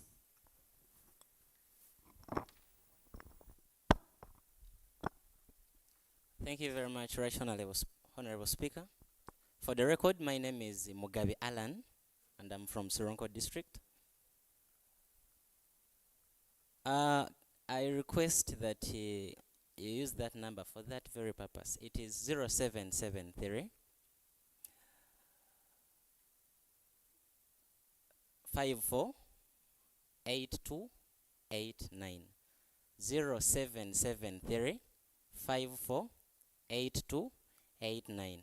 Yeah, just say maybe a phone call, maybe WhatsApp. Hi, Alan. Those trees there, we shall give them to you at no cost, but in case you come from very far, you'll talk to someone who can pick them for you and you pay them yourself. I don't want to go home and be like, the guy said the trees are free. I'm in Gulu. I want the trees. I'll not transport them for you to Gulu. You'll transport them yourself. And that money will not be given to me, but to your agent. Thank you very much. Okay. Can you also tell us the types of trees you do have there? We have all types of trees, apart from, I think, coffee.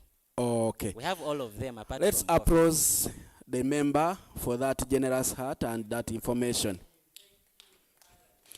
Okay. At this juncture,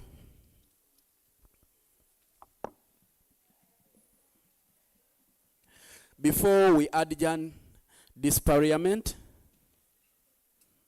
I would like to congratulate members that have been able to say something on this floor. Thank you so much. Again, I want to thank you for entrusting me for this seat. At least I've seen how hot it is when all people want to talk and you don't know whom to choose. But at least I thank God that has directed me throughout the process. I think it has been a very wonderful discussion. We call upon the organizers of this. Can we have more, because one day really we can't discuss enough. And you see what is happening. People were still discussing and the vibe was still high. So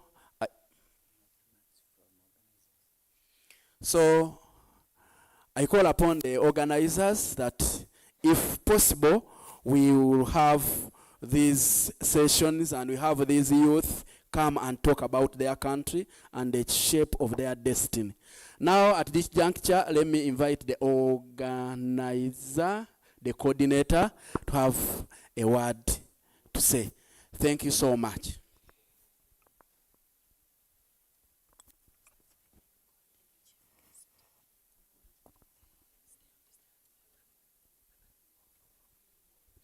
Okay, thank you. Thank you so much. I've been directed and collected that let's have the chief guest. Sir, please come forward for your closing remarks and how you have seen the debate. Thank you so much.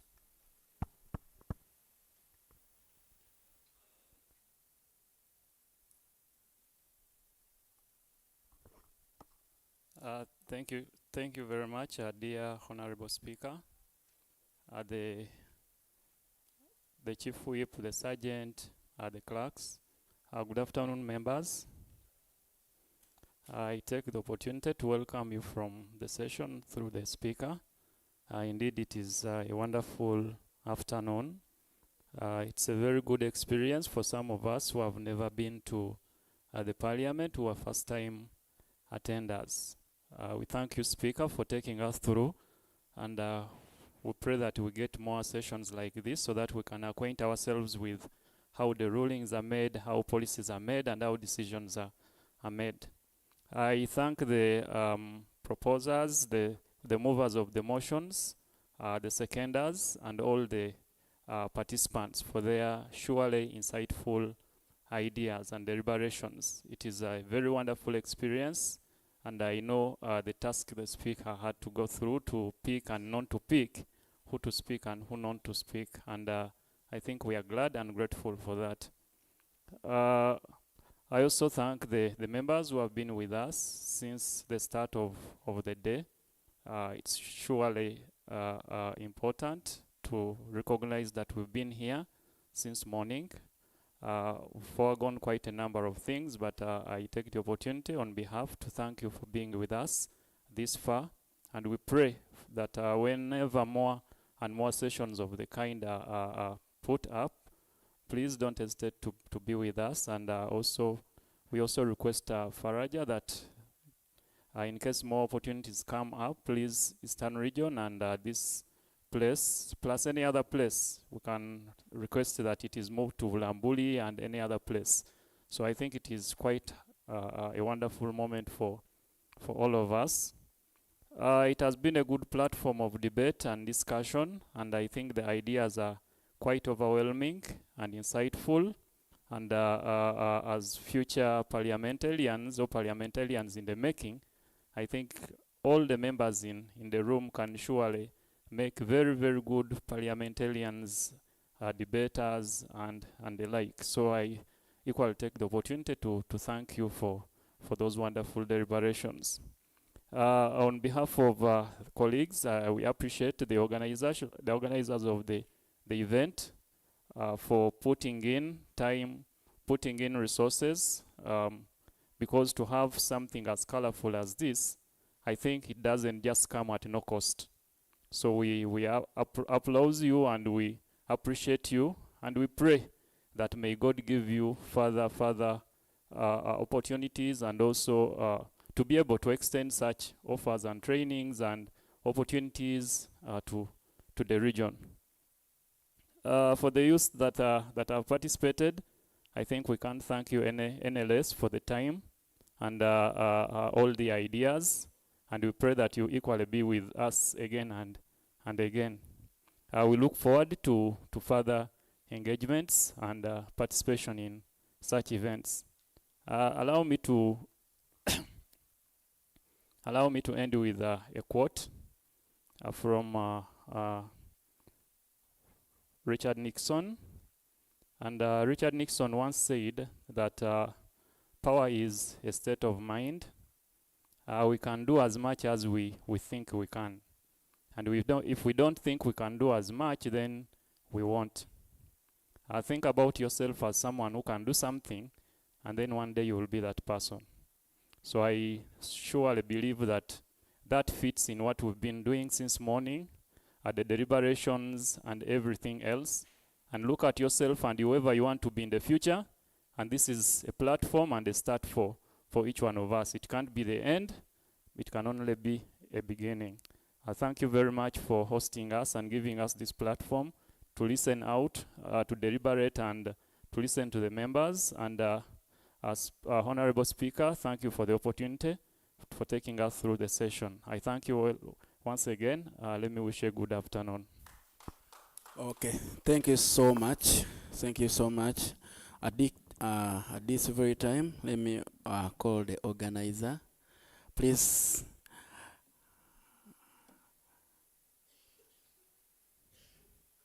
Thank you. Good afternoon, ladies and gentlemen.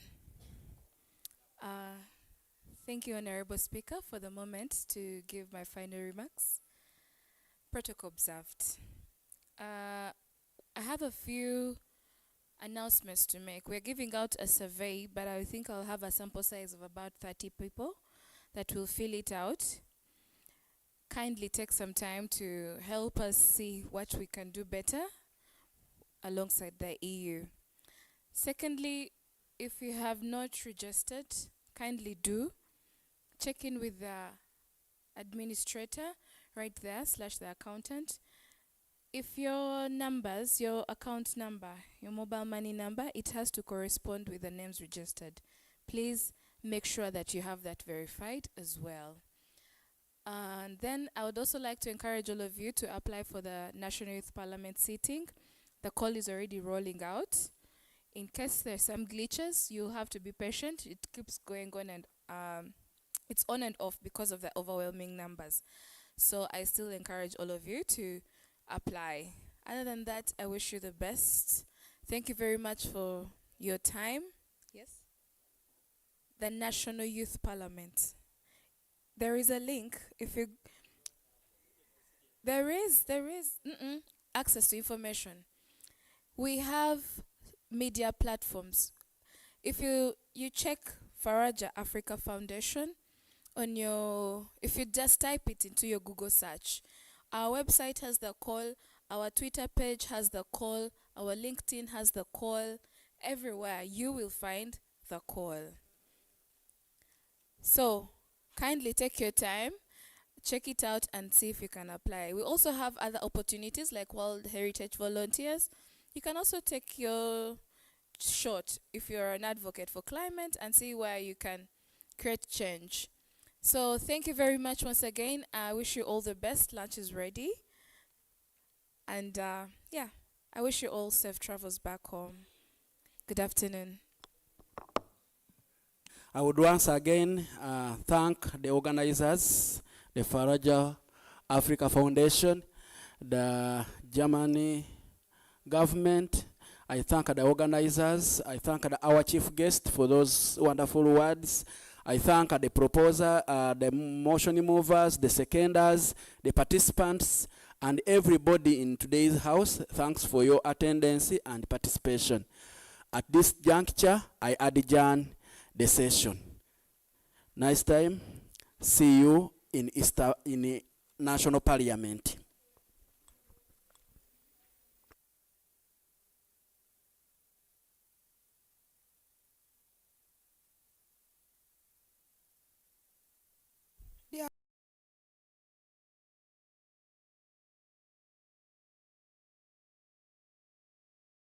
Whenever issues of young people are not spoken out by young people themselves, they don't necessarily get audience.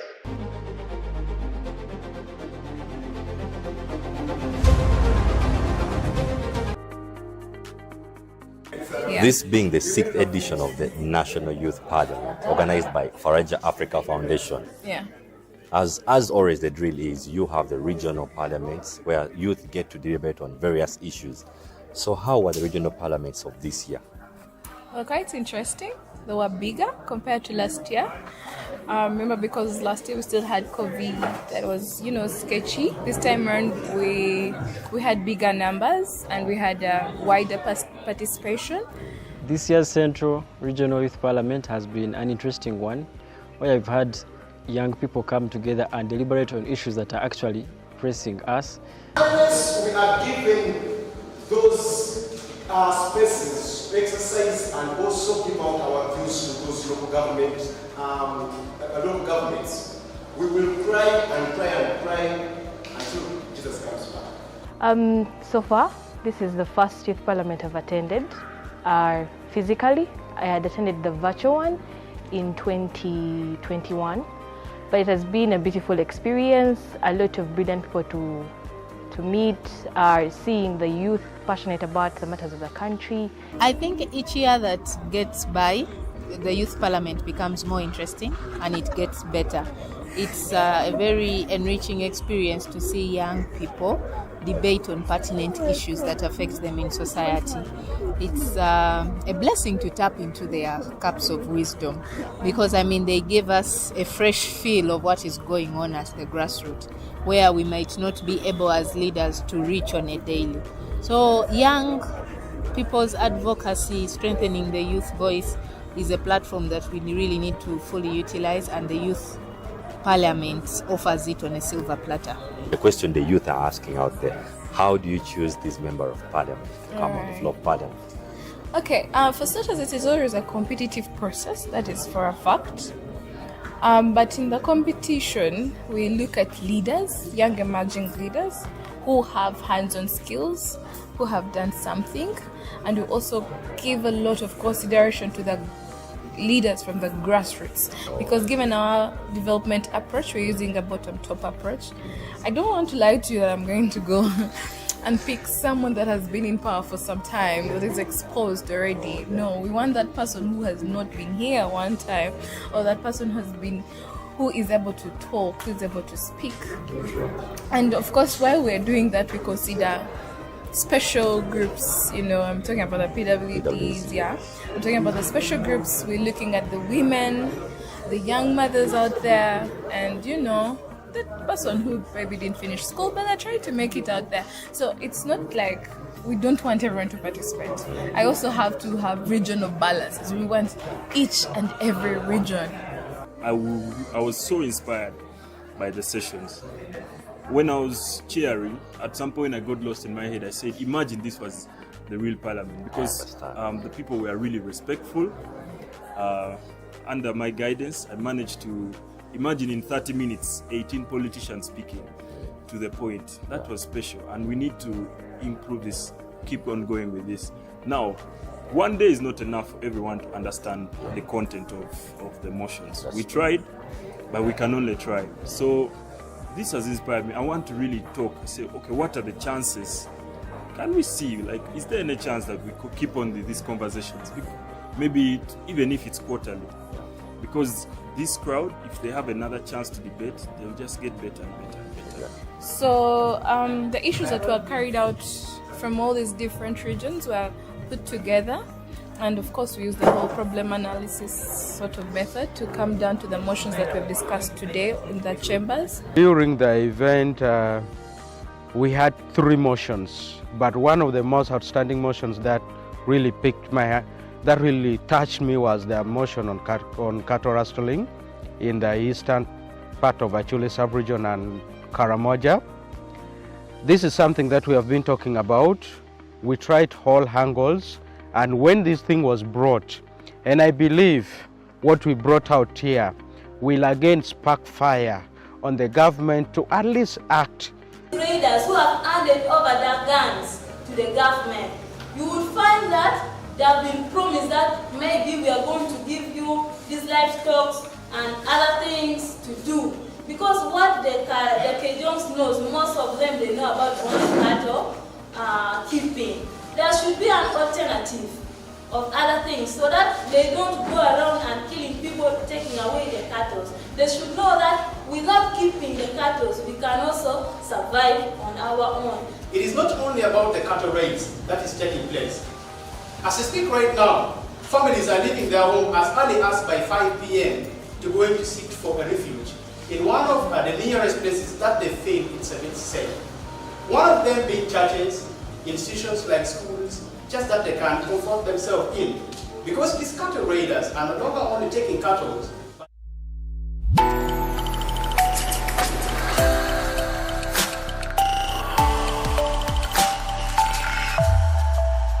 Faraja TV, authentic African voice.